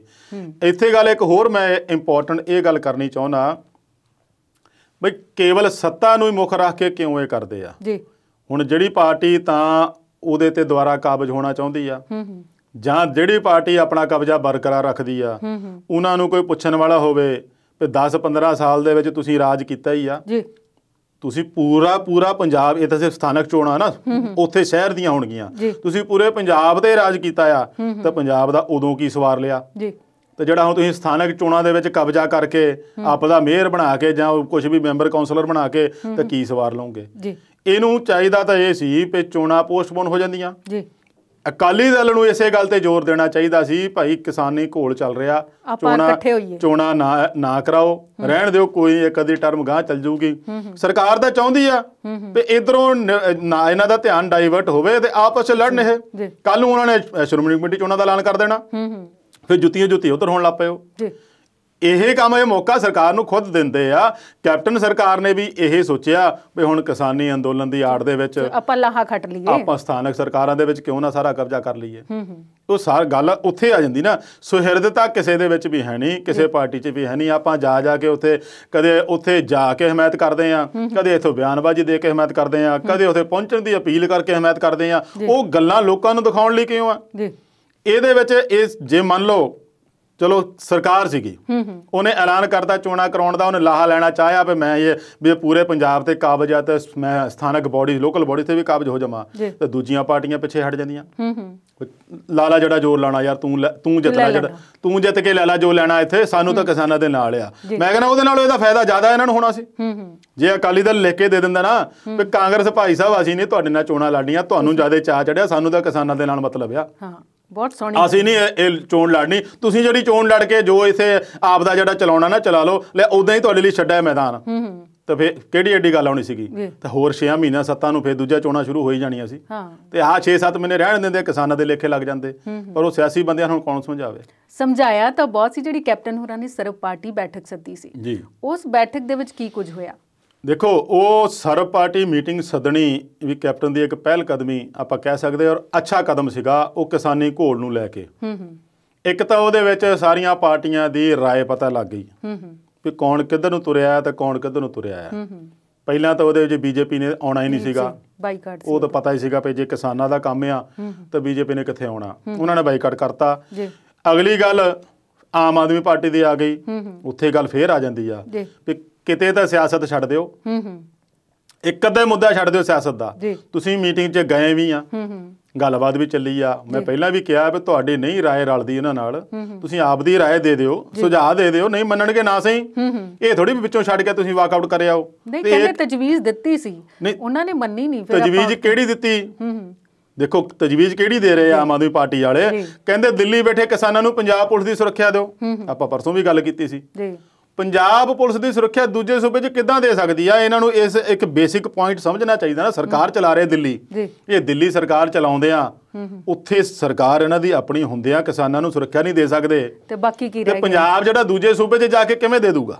ਇਹ ਉਹਨਾਂ ਦਾ ਪੁਆਇੰਟ ਹੀ ਤਰਕਹੀਣ ਸੀਗਾ ਜੀ ਇਹ ਬਣਦੀ ਨਹੀਂ ਨਾ ਗੱਲ ਹੈਗੀ ਕਿਉਂਕਿ ਦੇਖੋ ਕਿਸੇ ਵੀ ਸੂਬੇ 'ਚ ਅਗਰ ਕੋਈ ਸੂਬੇ ਦੀ ਪੁਲਿਸ ਦੂਜੇ ਸੂਬੇ 'ਚ ਕਿਸੇ ਕ੍ਰਿਮੀਨਲ ਨੂੰ ਫੜਨ ਵੀ ਜਾਂਦੀ ਹੈ ਨਾ ਉੱਥੇ ਨੋਟਿਸ ਦੇਣਾ ਪੈਂਦਾ। ਹਾਂ 72 ਘੰਟੇ ਤੱਕ ਹੀ ਉਹ ਰਹਿ ਸਕਦੀ ਹੈ 72 ਘੰਟੇ ਤੋਂ ਵੱਧ ਸਮਾਂ ਰਹਿ ਨਹੀਂ ਸਕਦੀ ਫੜ ਕੇ ਉਸੇ ਵੇਲੇ ਆਉਣਾ ਪੈਂਦਾ। ਜੇ ਨੋਟਿਸ ਨਾ ਦਿੱਤਾ ਉਦੋਂ ਹੀ ਚੱਲ ਗਈ ਤੇ ਲੋਕਾਂ ਨੇ ਉਹਤੇ ਕੋਈ ਕਾਰਵਾਈ ਕਰ ਲਈ ਤੇ ਇਹਨਾਂ ਦੇ ਪੱਲੇ ਕੁਝ ਨਹੀਂ ਰਹਿਣਾ ਕੋਈ FIR ਨਹੀਂ ਹੋਣੀ ਕੋਈ ਕਾਰਵਾਈ ਨਹੀਂ ਹੋਣੀ। ਜੇ ਉੱਥੋਂ ਲੋਕਲ ਪੁਲਿਸ ਨੂੰ ਦੱਸ ਕੇ ਜਾਓਗੇ ਲੋਕਲ ਪੁਲਿਸ ਤੁਹਾਡੇ ਨਾਲ ਹੋਊਗੀ ਫਿਰ ਤੁਸੀਂ ਉਹ ਸੂਬੇ ਦੀ ਪੁਲਿਸ ਗਿਣੀ ਜਾਊਗੀ ਵੀ ਸਾਡੇ ਨਾਲ ਸੀਗੀ। ਹੁਣ ਦਿੱਲੀ ਪੁਲਿਸ ਛਾਪੇ ਮਾਰ ਰਹੀ ਹੈ ਪੰਜਾਬ 'ਚ ਲਾਲ ਕਿਲੇ ਵਾਲੇ ਮਾਮਲੇ 'ਚ ਉਸ ਪੰਜਾਬ ਦੀ ਪੁਲਿਸ ਨੂੰ ਇਨਫੋਰਮ ਕਰਕੇ ਪੰਜਾਬ ਪੁਲਿਸ ਨੂੰ ਦੱਸ ਕੇ ਨਾਲ ਲੈ ਕੇ ਚੱਲ ਰਹੀ ਆ। ਸੋ ਇਹ ਆਮ ਆਦਮੀ ਪਾਰਟੀ ਦੀ ਤਜਵੀਜ਼ ਜਿਹੜੀ ਪਹਿਲਾਂ ਵੀ ਦਿੰਦੇ ਆ ਰਹੇ ਆ, ਇਹ ਪਤਾ ਨਹੀਂ ਉਸੇ ਗੱਲ ਤੇ ਕਿਉਂ ਜ਼ੋਰ ਦੇ ਰਹੇ ਆ। ਪੰਜਾਬ ਪੁਲਿਸ ਸੁਰੱਖਿਆ ਨਹੀਂ ਦੇ ਸਕਦੀ ਉੱਥੇ ਕਿਸੇ ਵੀ ਹਾਲ 'ਚ। ਇਹ ਤੋਂ ਇਲਾਵਾ ਚੀਮਾ ਨੇ ਇੱਕ ਹੋਰ ਗੱਲ ਆਖੀ ਹੈ ਕਿ ਸੀਐਮ ਨੂੰ ਚਾਹੀਦਾ ਹੈ ਕਿ ਪੀਐਮ ਦੇ ਬਾਹਰ ਘਰ ਦੇ ਬਾਹਰ ਜਾ ਕੇ ਧਰਨਾ ਦੇਣ। ਕਿਆ ਇਦਾਂ ਵੀ ਹੋ ਸਕਦਾ? ਉਹਦੀ ਇਹ ਤਰੀਕਾ ਤਾਂ ਹੋ ਸਕਦਾ। ਉਹਦੀ ਰਣਨੀਤੀ ਵੀ ਇਹਨਾਂ ਨੇ ਇਸੇ ਕਰਕੇ ਤਿਆਰ ਕੀਤੀ ਆ ਵੀ ਸਾਰਾ ਜਿਹੜਾ ਸਰਬ ਪਾਰਟੀ ਵਫਦ ਆ ਇੱਕ ਵਾਰੀ ਫੇਰ ਚਾਹੇ ਪ੍ਰਧਾਨ ਮੰਤਰੀ ਨੂੰ ਮਿਲੇ ਚਾਹੇ ਅਮਿਤ ਸ਼ਾਹ ਨੂੰ ਮਿਲੇ, ਪਰ ਰਾਸ਼ਟਰਪਤੀ ਨੂੰ ਮਿਲਣ ਦਾ ਤਾਂ ਇਹਨਾਂ ਨੇ ਕਰ ਹੀ ਲਿਆ ਵੀ ਰਾਸ਼ਟਰਪਤੀ ਨੂੰ ਮਿਲਾਂਗੇ। ਇਸ ਤੋਂ ਇਲਾਵਾ ਪ੍ਰਧਾਨ ਮੰਤਰੀ ਦੇ ਘਰ ਦੇ ਮੂਹਰੇ ਜਾ ਕੇ ਪ੍ਰਦਰਸ਼ਨ ਕਰਨ ਦੀ ਗੱਲ ਆ, ਉਹ ਵੀ ਉਹਨਾਂ ਦੀ ਸਹੀ ਹੈ ਤਜਵੀਜ਼। ਸਰਬ ਪਾਰਟੀ ਮੀਟਿੰਗ ਕਰ ਸਕਦੀ ਆ, ਇਹ ਜਿਹੀ ਕੋਈ ਗੱਲ ਨਹੀਂ ਹੈਗੀ, ਕਿਉਂਕਿ ਲੋਕਤੰਤਰ ਆ। ਜਦੋਂ ਆਪਣਾ ਕੁਛ ਵੀ ਗੱਲ ਰੱਖਣੀ ਹੋਵੇ ਚਾਹੇ ਪ੍ਰਦਰਸ਼ਨ ਰਾਹੀਂ ਚਾਹੇ ਗੱਲਬਾਤ ਕਰਕੇ ਉਹ ਕਰ ਸਕਦੇ ਆ। ਪਰ ਉਸ ਦੇ ਨਾਲ ਜਿਹੜੀ ਹੋਰ ਗੱਲ ਕੀਤੀ ਆ ਕੈਪਟਨ ਸਾਹਿਬ ਨੇ, ਉਹ ਇਹ ਸੀਗਾ ਵੀ ਸਾਡੇ ਜਿਹੜੇ ਬਿੱਲ ਪਾਸ ਕੀਤੇ ਉਹ ਇਹਨਾਂ ਖੇਤੀ ਕਾਨੂੰਨਾਂ ਦੇ ਖਿਲਾਫ ਪੰਜਾਬ ਵਿਧਾਨ ਸਭਾ ਨੇ ਉਹ ਰਾਜਪਾਲ ਦੇ ਕੋਲ ਉਹੀ ਪਏ ਆ। ਉਹ ਕਿਤੇ ਸੁਸਰੀ ਨੇ ਲੱਗ ਜਾਏ ਉੱਥੇ ਪਈ ਨੂੰ। ਉਹ ਕਹਿੰਦੇ ਵੀ ਅਸੀਂ ਦੁਬਾਰਾ ਹੁਣ ਵਿਧਾਨ ਸਭਾ ਸੱਦ ਕੇ ਉਹਨਾਂ ਖੇਤੀ ਕਾਨੂੰਨਾਂ ਨੂੰ ਰੱਦ ਕਰਨ ਦਾ ਮਤਾ ਫੇਰ ਪਾਵਾਂਗੇ, ਉਹ ਸੋਧ ਬਿੱਲ ਫੇਰ ਪਾਸ ਕਰਾਂਗੇ, ਫੇਰ ਭੇਜਾਂਗੇ, ਫੇਰ ਰਾਸ਼ਟਰਪਤੀ ਨੂੰ ਜਾ ਕੇ ਮਿਲਾਂਗੇ ਵੀ ਹੁਣ ਉਹ ਤੋਂ ਮੰਗਾ ਲਓ ਰਾਜਪਾਲ ਹੋਣਾ ਤੋਂ। ਰਾਜਪਾਲ ਹੋਣੀ ਆਪ ਤਾਂ ਭੇਜ ਨਹੀਂ ਰਹੇ, ਤਾਂ ਰਾਸ਼ਟਰਪਤੀ ਕੋਲ ਜਾ ਕੇ ਮਿਲਣ ਦਾ ਵੀ ਇਹ ਮਕਸਦ ਆ। ਕੁੱਲ ਮਿਲਾ ਕੇ ਉਹਨਾਂ ਨੇ 26 ਜਨਵਰੀ ਦੇ ਜਿਹੜੀ ਹਿੰਸਾ ਆ ਉਹਦੀ ਵੀ ਉਹਨਾਂ ਨੇ ਆਲੋਚਨਾ ਕੀਤੀ ਕਿ ਇਹੋ ਜਿਹਾ ਨਹੀਂ ਹੋਣਾ ਚਾਹੀਦਾ ਸੀਗਾ। ਨਾਲ ਉਹਨਾਂ ਨੇ ਕਿਸਾਨੀ ਘੋਲ ਦੀ ਸਮਰਥਨ ਤੋਂ ਪਹਿਲਾਂ ਹੀ ਕਰ ਰਹੇ ਆ, ਗੱਲੀ ਬਾਤੀ ਜਿੱਦਾਂ ਮਰਜ਼ੀ ਕਰੀ ਜਾਣ, ਹੁਣ ਵੀ ਕਰੀ ਜਾਂਦੇ। ਤੇ ਅਕਾਲੀ ਦਲ ਦਾ ਕੀ ਸਟੈਂਡ ਸੀ ਸਰਬਦਲੀ ਬੈਠਕ ਦੇ ਵਿੱਚ? ਅਕਾਲੀ ਦਲ ਦਾ ਵੀ ਰੁਖ ਇਹੋ ਸੀਗਾ ਵੀ ਜਿਹੜਾ ਵਿਧਾਨ ਸਭਾ ਦੇ ਵਿੱਚ ਉਹ ਕਰਨਗੇ, ਸਮਰਥਨ ਉਹਨਾਂ ਨੇ ਉਦੋਂ ਵੀ ਦਿੱਤਾ ਸੀਗਾ। ਵੱਖਰੀ ਗੱਲ ਹੈ ਰਾਜਪਾਲ ਨੂੰ ਵੀ ਮਿਲੇ ਸੀ ਜਾ ਕੇ, ਪਰ ਆਉਂਦਿਆਂ ਸੁਰ ਬਦਲ ਲਈ ਸੀਗੀ। ਪਾਰਟੀ ਜਿਹੜੀ ਸਿਆਸਤ ਕੋਈ ਵੀ ਆ ਨਾ, ਸਿਆਸੀ ਪਾਰਟੀ, ਉਹ ਕਿਤੇ ਨਾ ਕਿਤੇ ਫਿਰ ਸਿਆਸਤ ਲੱਭੇ ਲੈਂਦੀ ਆ। ਹੁਣ ਜਦੋਂ ਇਹਨਾਂ ਨੇ ਪਾਰਟੀ 'ਚ ਮੀਟਿੰਗ ਤੇ ਜਾਣ ਦਾ ਫੈਸਲਾ ਕੀਤਾ ਹੋਊਗਾ ਆਪ ਵਾਲਿਆਂ ਨੇ, ਉਦੋਂ ਤਾਂ ਇਹ ਕਹਿ ਕੇ ਗਏ ਹੋਣੇ, ਬਾਹਰ ਮੀਡੀਆ ਦੇ ਵਿੱਚ ਵੀ ਗੱਲ ਕਰਤੀ ਹੋਣੀ, ਦੇਖੋ ਜੀ ਕੈਪਟਨ ਦੀ ਬੁਲਾਈ ਸਰਬ ਪਾਰਟੀ ਮੀਟਿੰਗ ਅਸੀਂ ਜਾ ਰਹੇ ਹਾਂ। ਤਾਂ ਹੋਇਆ ਕਿ ਅੰਦਰੋਂ ਜਾ ਕੇ ਵਾਕਆਊਟ ਕਰਿਆ। ਇਹਦੇ ਨਾਲੋਂ ਬਾਈਕਾਟ ਹੀ ਕਰ ਜਾਂਦੇ। ਘੱਟੋ ਘੱਟ ਭਾਜਪਾ ਵਾਲਿਆਂ ਦੀ ਸੁਰੱਖੀ ਤਾਂ ਬਣ ਗਈ ਨਾ, ਬਾਈਕਾਟ ਕੀਤੀ ਆ, ਤੁਹਾਡੀ ਵੀ ਬਣ ਜਾਂਦੀ। ਅੰਦਰੋਂ ਮੁੜ ਕੇ ਆ ਜਾਣਾ, ਇਹ ਕੀ ਸ਼ੋਅ ਕਰਦੇ ਆ। ਤੇ ਇਸ ਦੇ ਨਾਲ ਜਿਹੜਾ ਇੱਕ ਲੋਕ ਇਨਸਾਫ ਪਾਰਟੀ ਦੇ ਜਿਹੜੇ ਮੁਖੀ ਆ ਬੈਂਸ ਭਰਾ ਆ ਸਿਮਰਜੀਤ ਬੈਂਸ, ਉਹਨਾਂ ਦਾ ਵੀ ਇੱਕ ਵਧੀਆ ਉਪਰਾਲਾ, ਉਹ ਵਧੀਆ ਕਦਮ ਚੱਕ ਰਹੇ ਆ ਵੀ ਸਾਰੀਆਂ ਸਿਆਸੀ ਧਿਰਾਂ ਨੂੰ ਇੱਕ ਮੰਚ ਤੇ ਲਿਆਉਣ ਦੀ ਕੋਸ਼ਿਸ਼ ਹੋ ਰਹੀ ਆ, ਜਿਹਦੇ ਲਈ ਮੈਨੂੰ ਲੱਗਦਾ ਵੀ ਬਹੁਤੀਆਂ ਨੇ ਤਾਂ ਸਹਿਮਤੀ ਪ੍ਰਗਟਾਈ ਦਿੱਤੀ ਆ। ਉਹਦੇ ਵਿੱਚ ਢੀਂਡਸਾ ਸਾਹਿਬ ਵੀ ਆ, ਸੇਖਵਾਂ ਹੋਣਾ ਦੀ ਜਿਹੜੀ ਢੀਂਡਸੇ ਹੋਣਾ ਦੀ ਪਾਰਟੀ ਆ, ਅਕਾਲੀ ਦਲ ਵੱਲੋਂ ਵੀ ਰਿਸਪੌਂਸ ਉਹਨਾਂ ਨੂੰ ਵਧੀਆ ਮਿਲ ਗਿਆ। ਸੋ ਇਹਨਾਂ ਨੂੰ ਇਹ ਧਿਰ ਬਣ ਕੇ ਸਿਆਸੀ ਪੱਖੋਂ ਸਿਆਸਤ ਦੇ ਤੌਰ ਤੇ ਕੇਂਦਰ ਨਾਲ ਲੜਾਈ ਕਰਨੀ ਪਊਗੀ ਕਿਸਾਨੀ ਘੋਲ ਨੂੰ ਲੈ ਕੇ। ਤੇ ਕਿਉਂ ਕਿਸਾਨ ਜਿਹੜੇ ਆ ਉਹ ਪਹਿਲੇ ਤੋਂ ਸੀਗੇ ਵੀ ਅਸੀਂ ਸਿਆਸਤ ਨੂੰ ਨੇੜੇ ਨਹੀਂ ਆਉਣ ਦੇਣਾ। ਸੋ ਜੇ ਪਲੇਟਫਾਰਮ ਬਣ ਰਿਹਾ, ਅਕਾਲੀ ਦਲ ਵੀ ਨਾਲ ਆ ਉਹਨਾਂ ਦੇ, ਤਾਂ ਮੇਰੇ ਖਿਆਲ ਬਸਪਾ ਵਾਲੇ ਵੀ ਨਾਲ ਆ, ਉਹਨਾਂ ਨੇ ਵੀ ਕਿਹਾ ਵੀ ਅਸੀਂ ਸਾਥ ਦੇਵਾਂਗੇ। ਵਿਧਾਨ ਸਭਾ ਦੇ ਵਿੱਚ ਬਿੱਲ ਫਿਰ ਪਾਸ ਹੋ ਜਾਣਾ, ਕਿਉਂਕਿ ਸਰਬਸੰਮਤੀ ਆ, ਵਿਰੋਧ ਕਰ ਨਹੀਂ ਸਕਦੇ। ਵਿਰੋਧ ਕੀਤਾ ਤਾਂ ਫਿਰ ਭਾਜਪਾ ਦਾ ਹਾਲ ਦੇਖ ਲਓ ਕੀ ਆ, ਉਹੋ ਜਿਹਾ ਹੋਣਾ ਆ। ਸੋ ਇਹ ਕੁੱਲ ਮਿਲਾ ਕੇ ਸਰਬ ਪਾਰਟੀ ਮੀਟਿੰਗ ਦਾ ਪੱਕੇ ਨਤੀਜਾ ਰਿਹਾ ਆ। ਹੁਣ ਆਉਣ ਵਾਲੇ ਦਿਨਾਂ 'ਚ ਰਣਨੀਤੀ ਬਣਾ ਕੇ ਟਾਈਮ ਲੈਣਗੇ ਰਾਸ਼ਟਰਪਤੀ ਕੋਲ, ਉਹਨਾਂ ਕੋਲ ਜਾਣ ਦਾ। ਫਿਰ ਇੱਕ ਕੈਬਨਿਟ ਮੀਟਿੰਗ ਸੱਦੀ ਜਾਊਗੀ, ਉਹਦੇ ਲਈ ਫਿਰ ਵਿਧਾਨ ਸਭਾ ਦਾ ਫਿਰ ਇੱਕ ਵਿਸ਼ੇਸ਼ ਇਜਲਾਸ ਬੁਲਾਉਣ ਵਾਸਤੇ ਸਪੈਸ਼ਲ ਤਰੀਕ ਦਿੱਤੀ ਜਾਊਗੀ ਰਾਜਪਾਲ ਕੋਲ ਭੇਜ ਕੇ। ਜੋ ਵੀ ਉਹਨਾਂ ਦਾ ਜਿਹੜਾ ਪ੍ਰੋਸੈਸ ਹੋਊਗਾ ਉਹ ਚੱਲੂਗਾ, ਫਿਰ ਬਿੱਲ ਪਾਸ ਕਰਕੇ ਦੁਬਾਰਾ ਭੇਜਣਗੇ। ਜੀ, ਤੇ ਆਪਾਂ ਗੱਲ ਕਰਦੇ ਹਾਂ 26 ਜਨਵਰੀ ਦੀ, ਕਿਉਂਕਿ ਕਰਨੀ ਬਣਦੀ ਹੈ। 26 ਜਨਵਰੀ ਦੀ ਘਟਨਾ ਨੂੰ ਇੰਨੇ ਦਿਨ ਬੀਤ ਗਏ ਤੇ ਪੁਲਿਸ ਦੇ ਹੱਥੋਂ ਬੰਦਾ ਹੀ ਨਹੀਂ ਲੱਗਿਆ। ਇਹਦੇ ਬਾਰੇ ਤੁਹਾਡੇ ਕੋਲੋਂ ਜਵਾਬ ਲਵਾਂਗੇ ਪਰ ਬ੍ਰੇਕ ਤੋਂ ਬਾਅਦ।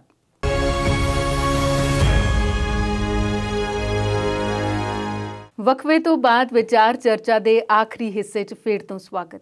ਬ੍ਰੇਕ ਤੇ ਜਾਣ ਤੋਂ ਪਹਿਲਾਂ ਦਰਜੀ ਆਪਾਂ ਗੱਲ ਕਰ ਰਹੇ ਸੀ ਦੀਪ ਸਿੱਧੂ ਦੀ। ਦੀਪ ਸਿੱਧੂ ਦੇ ਖਿਲਾਫ ਹੁਣ ਦਿੱਲੀ ਪੁਲਿਸ ਦੀ ਕੀ ਕਾਰਵਾਈ ਹੈ? ਦੇਖੋ, ਲਾਲ ਕਿਲਾ ਹਿੰਸਾ ਮਾਮਲੇ ਦੇ ਵਿੱਚ ਪੁਲਿਸ ਨੇ 40 ਤੋਂ ਵੱਧ FIR ਦਰਜ ਕੀਤੀਆਂ। ਵੱਖ-ਵੱਖ ਨਾਂ ਆ ਉਹਦੇ ਵਿੱਚ, ਕਿਸਾਨ ਆਗੂਆਂ ਦੇ ਵੀ ਨਾਂ ਆ, ਪਰ ਉਹਨਾਂ ਦੇ ਖਿਲਾਫ ਇਹੋ ਜਿਹੀ ਕੋਈ ਧਾਰਾ ਨਹੀਂ ਹੈ। ਧਾਰਾਵਾਂ ਜਿਹੜੀਆਂ ਲੱਗੀਆਂ ਆ ਉਹ ਅਣਪਛਾਤਿਆਂ ਦੇ ਤੌਰ ਤੇ ਸੀਗੀਆਂ। ਬਾਅਦ 'ਚ ਇਹਦੇ 'ਚ ਨਾਂ ਸ਼ਾਮਲ ਕੀਤੇ ਗਏ, ਜਿਹਦੇ 'ਚ ਦੀਪ ਸਿੱਧੂ ਦਾ ਵੀ ਨਾਂ ਆਇਆ ਸੀ ਇੱਕ ਵਾਰੀ, ਤੇ ਲੱਖਾ ਸਿਧਾਣੇ ਦਾ ਵੀ ਆਇਆ ਸੀਗਾ। ਤੇ ਜਿਸ ਮੁੰਡੇ ਨੇ ਉਹ ਕੇਸਰੀ ਝੰਡਾ ਲਹਿਰਾਇਆ ਉਹਦਾ ਵੀ ਨਾਂ ਸ਼ਾਮਲ ਸੀਗਾ। ਤੇ ਹੁਣ ਜਿਹੜਾ ਇੰਨੇ ਦਿਨ ਲੰਘ ਗਏ ਆ, ਤਾਂ ਹੁਣ ਦਿੱਲੀ ਪੁਲਿਸ ਨੇ ਉਹਨਾਂ ਨੂੰ ਉਹਨਾਂ ਦੀ ਸੂਹ ਦੇਣ ਵਾਲੇ ਲਈ ਇਨਾਮ ਦਾ ਐਲਾਨ ਕਰਤਾ ਹੈ, ਜਿਹਦੇ ਵਿੱਚ ਦੀਪ ਸਿੱਧੂ ਸਮੇਤ 8 ਜਣਿਆਂ ਦੇ ਨਾਂ ਦਿੱਲੀ ਪੁਲਿਸ ਨੇ ਲਏ ਆ। ਉਹ ਹੁਣ ਪਹਿਲਾਂ ਹੀ ਉਹਨਾਂ ਦੇ ਕਬਜ਼ੇ ਦੇ ਵਿੱਚ ਘੱਟੋ ਘੱਟ 150-200 ਤੱਕ ਬੰਦੇ ਨੌਜਵਾਨ ਦੱਸੇ ਜਾ ਰਹੇ ਆ, ਜਿਨ੍ਹਾਂ ਦੇ ਵਿੱਚੋਂ ਦਿੱਲੀ ਪੁਲਿਸ ਨੇ 120 ਜਣਿਆਂ ਦੀ ਸੂਚੀ ਜਾਰੀ ਕੀਤੀ ਆ। ਉਹ ਸੂਚੀ ਵੀ ਜਦੋਂ ਸਾਰਿਆਂ ਪਾਸੋਂ ਦਬਾਅ ਪੈਣ ਲੱਗਾ ਆ, ਕੁਝ ਦਿੱਲੀ ਕਮੇਟੀ ਵਾਲਿਆਂ ਨੇ, ਕੁਝ ਪੰਜਾਬ ਸਰਕਾਰ ਸਰਗਰਮ ਹੋਈ ਆ, ਅਕਾਲੀ ਦਲ ਹੋਇਆ, ਆਪ ਵਾਲੇ ਹੋਏ ਆ, ਦਿੱਲੀ ਸਰਕਾਰ ਕੇਜਰੀਵਾਲ ਨੇ ਵੀ ਕਹਿ ਦਿੱਤਾ ਵੀ ਲਾਪਤਾ ਲੋਕਾਂ ਦਾ ਪਤਾ ਲਗਾਏਗੀ ਹੁਣ। ਸੋ ਉਸ ਸਾਰੇ ਦਬਾਅ ਹੇਠ 120 ਜਣਿਆਂ ਦੀ ਸੂਚੀ ਜਾਰੀ ਤਾਂ ਕਰ ਦਿੱਤੀ ਗਈ ਆ, ਪਰ ਹਾਲੇ ਵੀ ਜੇ ਉਹਦੇ ਵਿੱਚ ਦੇਖਿਆ ਜਾਵੇ ਤੇ ਕਈ ਜਣਿਆਂ ਦੇ ਲਾਪਤਾ ਹੋਣ ਦੀ ਅਜੇ ਖਬਰ ਹੈਗੀ ਆ, ਜਿਨ੍ਹਾਂ ਨੂੰ ਉਹਨਾਂ ਦੇ ਘਰਦਿਆਂ ਨੂੰ ਹੀ ਪਤਾ ਨਹੀਂ ਹੈਗਾ। ਪਰ ਉਸ ਦੇ ਨਾਲ ਕੈਪਟਨ ਹੋਣਾ ਨੇ ਵੀ ਜਿਹੜਾ ਕੱਲ ਸਰਬ ਪਾਰਟੀ ਮੀਟਿੰਗ 'ਚ ਕਿਹਾ ਸੀ ਵੀ ਇੰਨੇ ਜਣੇ ਦਾ ਪਤਾ ਲੱਗ ਗਿਆ ਆ, ਕੁਝ ਜਿਹੜੇ ਰਹਿੰਦੇ ਉਹ ਪਤਾ ਲਾ ਲਾਂਗੇ। ਕੈਪਟਨ ਨੇ ਵੀ 40 ਘੱਟੋ ਘੱਟ ਵਕੀਲਾਂ ਦੀ ਟੀਮ ਬਣਾਈ ਆ, ਜਿਹੜੀ ਇਹਨਾਂ ਦੇ ਕੇਸਾਂ ਦੀ ਪੈਰਵਾਈ ਕਰੇਗੀ। ਉਹ ਉਹਨਾਂ ਨੂੰ ਲੱਭੇਗੀ ਕਿਹੜੀ ਜੇਲ੍ਹ ਦੇ ਵਿੱਚ ਕਿੱਥੇ ਰੱਖੇ ਹੋਏ ਆ, ਜੇ ਕੋਈ ਜ਼ਖਮੀ ਹਾਲਤ ਵਿੱਚ ਆ ਤੇ ਕਿਹੜੇ ਹਸਪੀਟਲ ਦੇ ਵਿੱਚ ਇਲਾਜ ਚੱਲ ਰਿਹਾ। ਉੱਥੇ ਜਾ ਕੇ ਉਹਨਾਂ ਦੇ ਨਾਲ ਗੱਲਬਾਤ ਕਰਕੇ ਫਿਰ ਉਹਨਾਂ ਦੇ ਘਰਦਿਆਂ ਨਾਲ ਗੱਲਬਾਤ ਕਰਕੇ ਫਿਰ ਉਹ ਵਕਾਲਤਨਾਮਾ ਤਿਆਰ ਕਰਕੇ ਤੇ ਕੇਸ ਲੜੇਗੀ। ਔਰ ਵੱਡੀ ਗੱਲ ਹੈ ਵੀ ਉਹ 40 ਦੇ 40 ਜਿਹੜੇ ਵਕੀਲ ਆ, ਇਹਨਾਂ ਦੇ ਵੀ ਪਲੱਸ ਜਿਹੜੇ ਕਿਸਾਨ ਜਥੇਬੰਦੀਆਂ ਨੇ ਵੀ ਇੱਕ ਲੀਗਲ ਸੈੱਲ ਤਿਆਰ ਕਰਤਾ ਆ ਸਿੰਘੂ ਬਾਰਡਰ ਦੇ ਉੱਤੇ।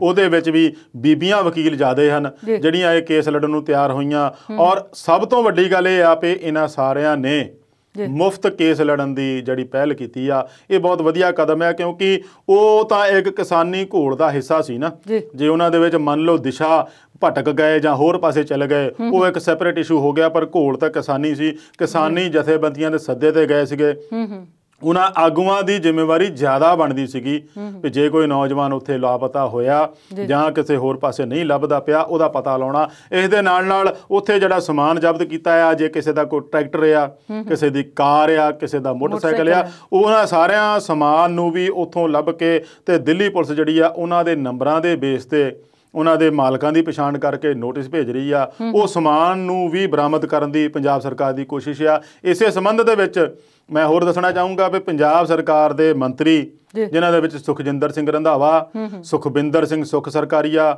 ਡਾਕਟਰ ਰਾਜ ਕੁਮਾਰ ਹੋਣੀਆਂ, ਇਹ ਜਾ ਕੇ ਗ੍ਰਹਿ ਮੰਤਰੀ ਅਮਿਤ ਸ਼ਾਹ ਨੂੰ ਮਿਲ ਕੇ ਆਏ ਸੀ। ਔਰ ਉਹਨਾਂ ਦਾ ਦੱਸਣਾ ਵੀ ਸੀਗਾ ਵੀ ਅਮਿਤ ਸ਼ਾਹ ਹੋਣਾ ਨੇ ਇੱਕ ਪੋਜ਼ਿਟਿਵ ਰਿਸਪੌਂਸ ਦਿੱਤਾ ਆ ਵੀ ਇਹਦੇ ਬਾਬਤ ਉਹਨਾਂ ਦੇ ਹੱਥ ਜੋ ਵੀ ਕਾਰਵਾਈ, ਜੋ ਵੀ ਕੁਝ ਬਣਦਾ ਹੋਇਆ ਉਹ ਜ਼ਰੂਰ ਕਰਨਗੇ। ਮਸਲਾ ਇਹ ਸੀਗਾ ਵੀ ਲਾਪਤਾ ਮੁੰਡਿਆਂ ਦਾ ਘਰਦਿਆਂ ਨੂੰ ਪਤਾ ਨਹੀਂ ਲੱਗ ਰਿਹਾ।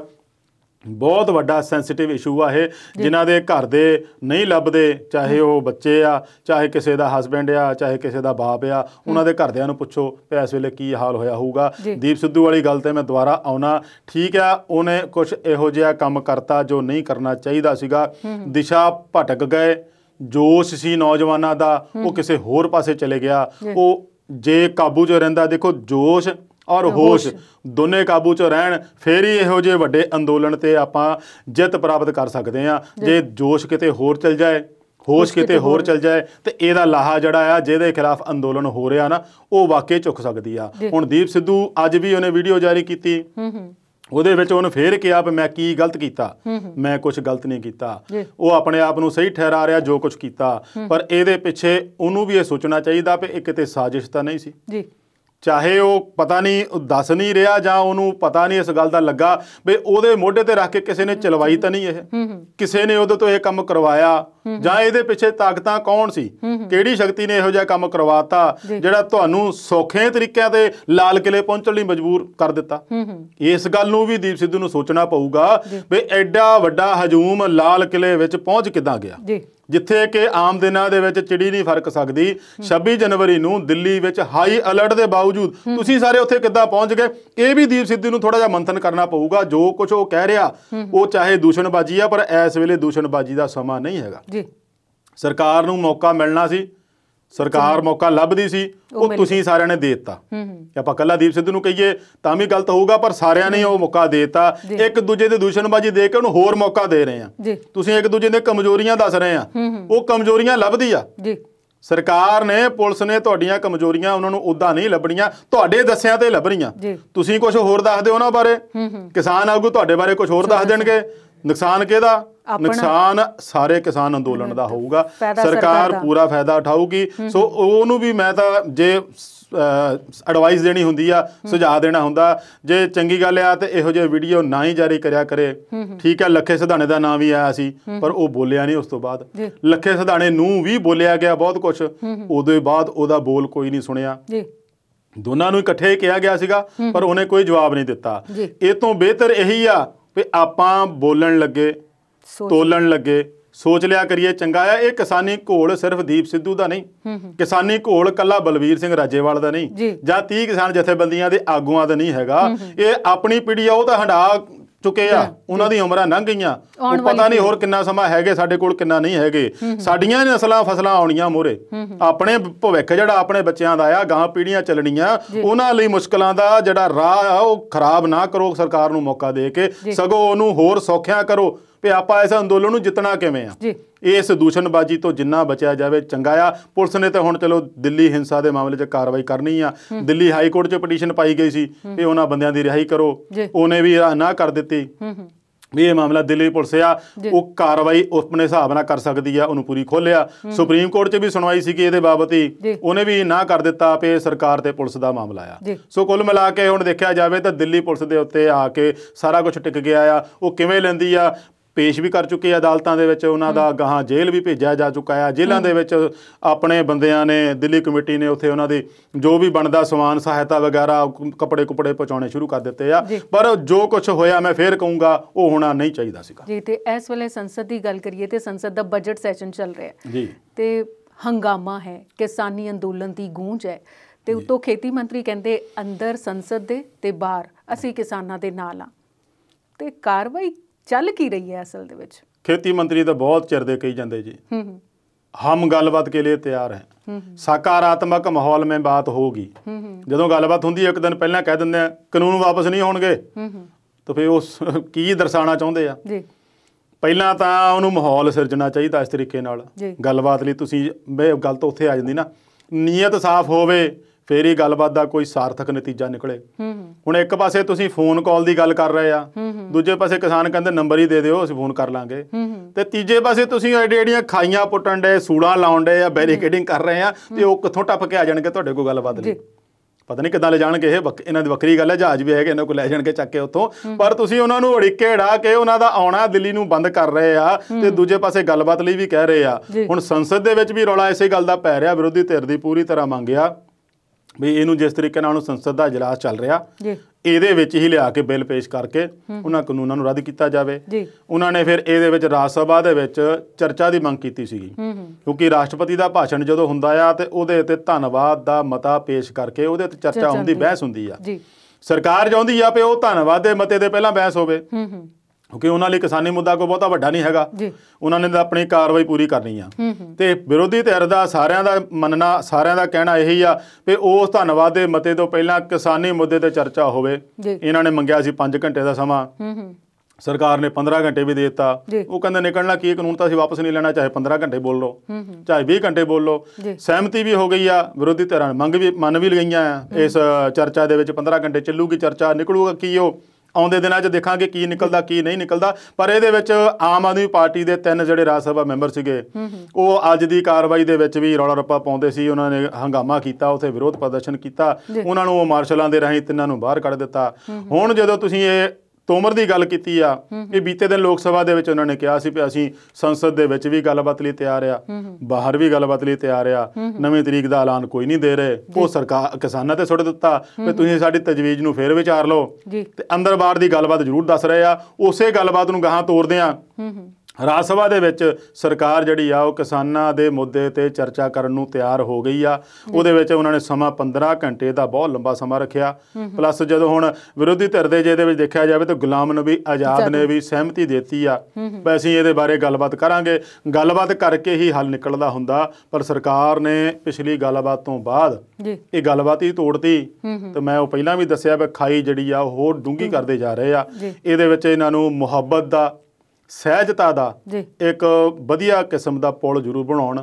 ਕਿਸਾਨ ਤੁਹਾਡੇ ਆਪਣੇ ਆ, ਤੁਹਾਡਾ ਆਪਣਾ ਮੁਲਕ ਦੇ ਵਿੱਚ ਹੀ ਪੰਜਾਬ ਆ, ਤੁਹਾਡੇ ਮੁਲਕ ਦੇ ਪੂਰੇ ਦਾ ਤਾਜ ਆ। ਇਹਨੂੰ ਤੁਸੀਂ ਸੰਵਾਰਨਾ, ਤੁਸੀਂ ਸਜਾਉਣਾ। ਕਿਸਾਨ ਵੀ ਤੁਸੀਂ ਸੰਵਾਰਨੇ ਆ, ਤੁਸੀਂ ਸਜਾਉਣੇ ਆ। ਆਮਦਨ ਦੁੱਗਣੀ ਕਰ ਲਓ ਤਾਂ ਵੀ ਤੁਹਾਡੇ ਹੱਥ ਆ, ਜੇ ਮਾਰ ਦਿਓ ਤਾਂ ਵੀ ਤੁਹਾਡੇ ਹੱਥ ਆ। ਤੇ ਉਹ ਸਰਕਾਰ ਨੇ ਕਰਨਾ ਸਭ ਕੁਝ। ਸੋ ਇਹ ਸਰਕਾਰ ਨੂੰ ਪੂਰੀ ਤਰ੍ਹਾਂ ਪਹਿਲ ਕਰਕੇ ਕਿਸਾਨਾਂ ਦਾ ਮਸਲਾ ਜਿਹੜਾ ਆ ਬਹੁਤ ਵੱਡੇ ਪੱਧਰ ਤੇ ਫੈਲ ਰਿਹਾ, ਉਹਨੂੰ ਹੋਰ ਘੇਰਾਬੰਦੀ ਸਖਤੀ ਕਰਕੇ ਨਹੀਂ, ਸਗੋਂ ਗੱਲਬਾਤ ਰਾਹੀਂ ਉਹਨਾਂ ਦਾ ਮਸਲਾ ਹੱਲ ਕਰਕੇ ਉਹਨਾਂ ਘਰੀ ਤੋਰਿਆ ਜਾਵੇ ਤਾਂ ਬਹੁਤ ਚੰਗਾ ਹੋਵੇਗਾ। ਅਵਤਾਰ ਜੀ, ਬੜੇ ਸੋਹਣੇ ਤਰੀਕੇ ਨਾਲ ਤੁਸੀਂ ਅੱਜ ਦੇ ਸਾਰੇ ਮੁੱਦਿਆਂ ਤੇ ਆਪਣੇ ਵਿਚਾਰ ਦੱਸੇ। ਮੁੱਦੇ ਤਾਂ ਹੋਰ ਵੀ ਬੜੇ ਨੇ, ਗੱਲਬਾਤ ਲਈ ਅਗਲਾ ਸਿਲਸਿਲਾ ਫਿਰ ਜੁੜੇਗਾ। ਅੱਜ ਦੇ ਪ੍ਰੋਗਰਾਮ ਸਟੂਡੀਓ 'ਚ ਆਉਣ ਲਈ ਤੇ ਵਿਚਾਰ ਸਾਂਝੇ ਕਰਨ ਲਈ ਬਹੁਤ-ਬਹੁਤ ਸ਼ੁਕਰੀਆ। ਧੰਨਵਾਦ ਜੀ। ਸੋ ਦਰਸ਼ਕਾਂ ਦਾ ਵੀ ਧੰਨਵਾਦ ਕਰਦੇ ਹਾਂ ਵਿਚਾਰ ਚਰਚਾ ਦੇ ਅੱਜ ਦੇ ਅੰਕ ਦੇ ਨਾਲ ਜੁੜਨ ਲਈ।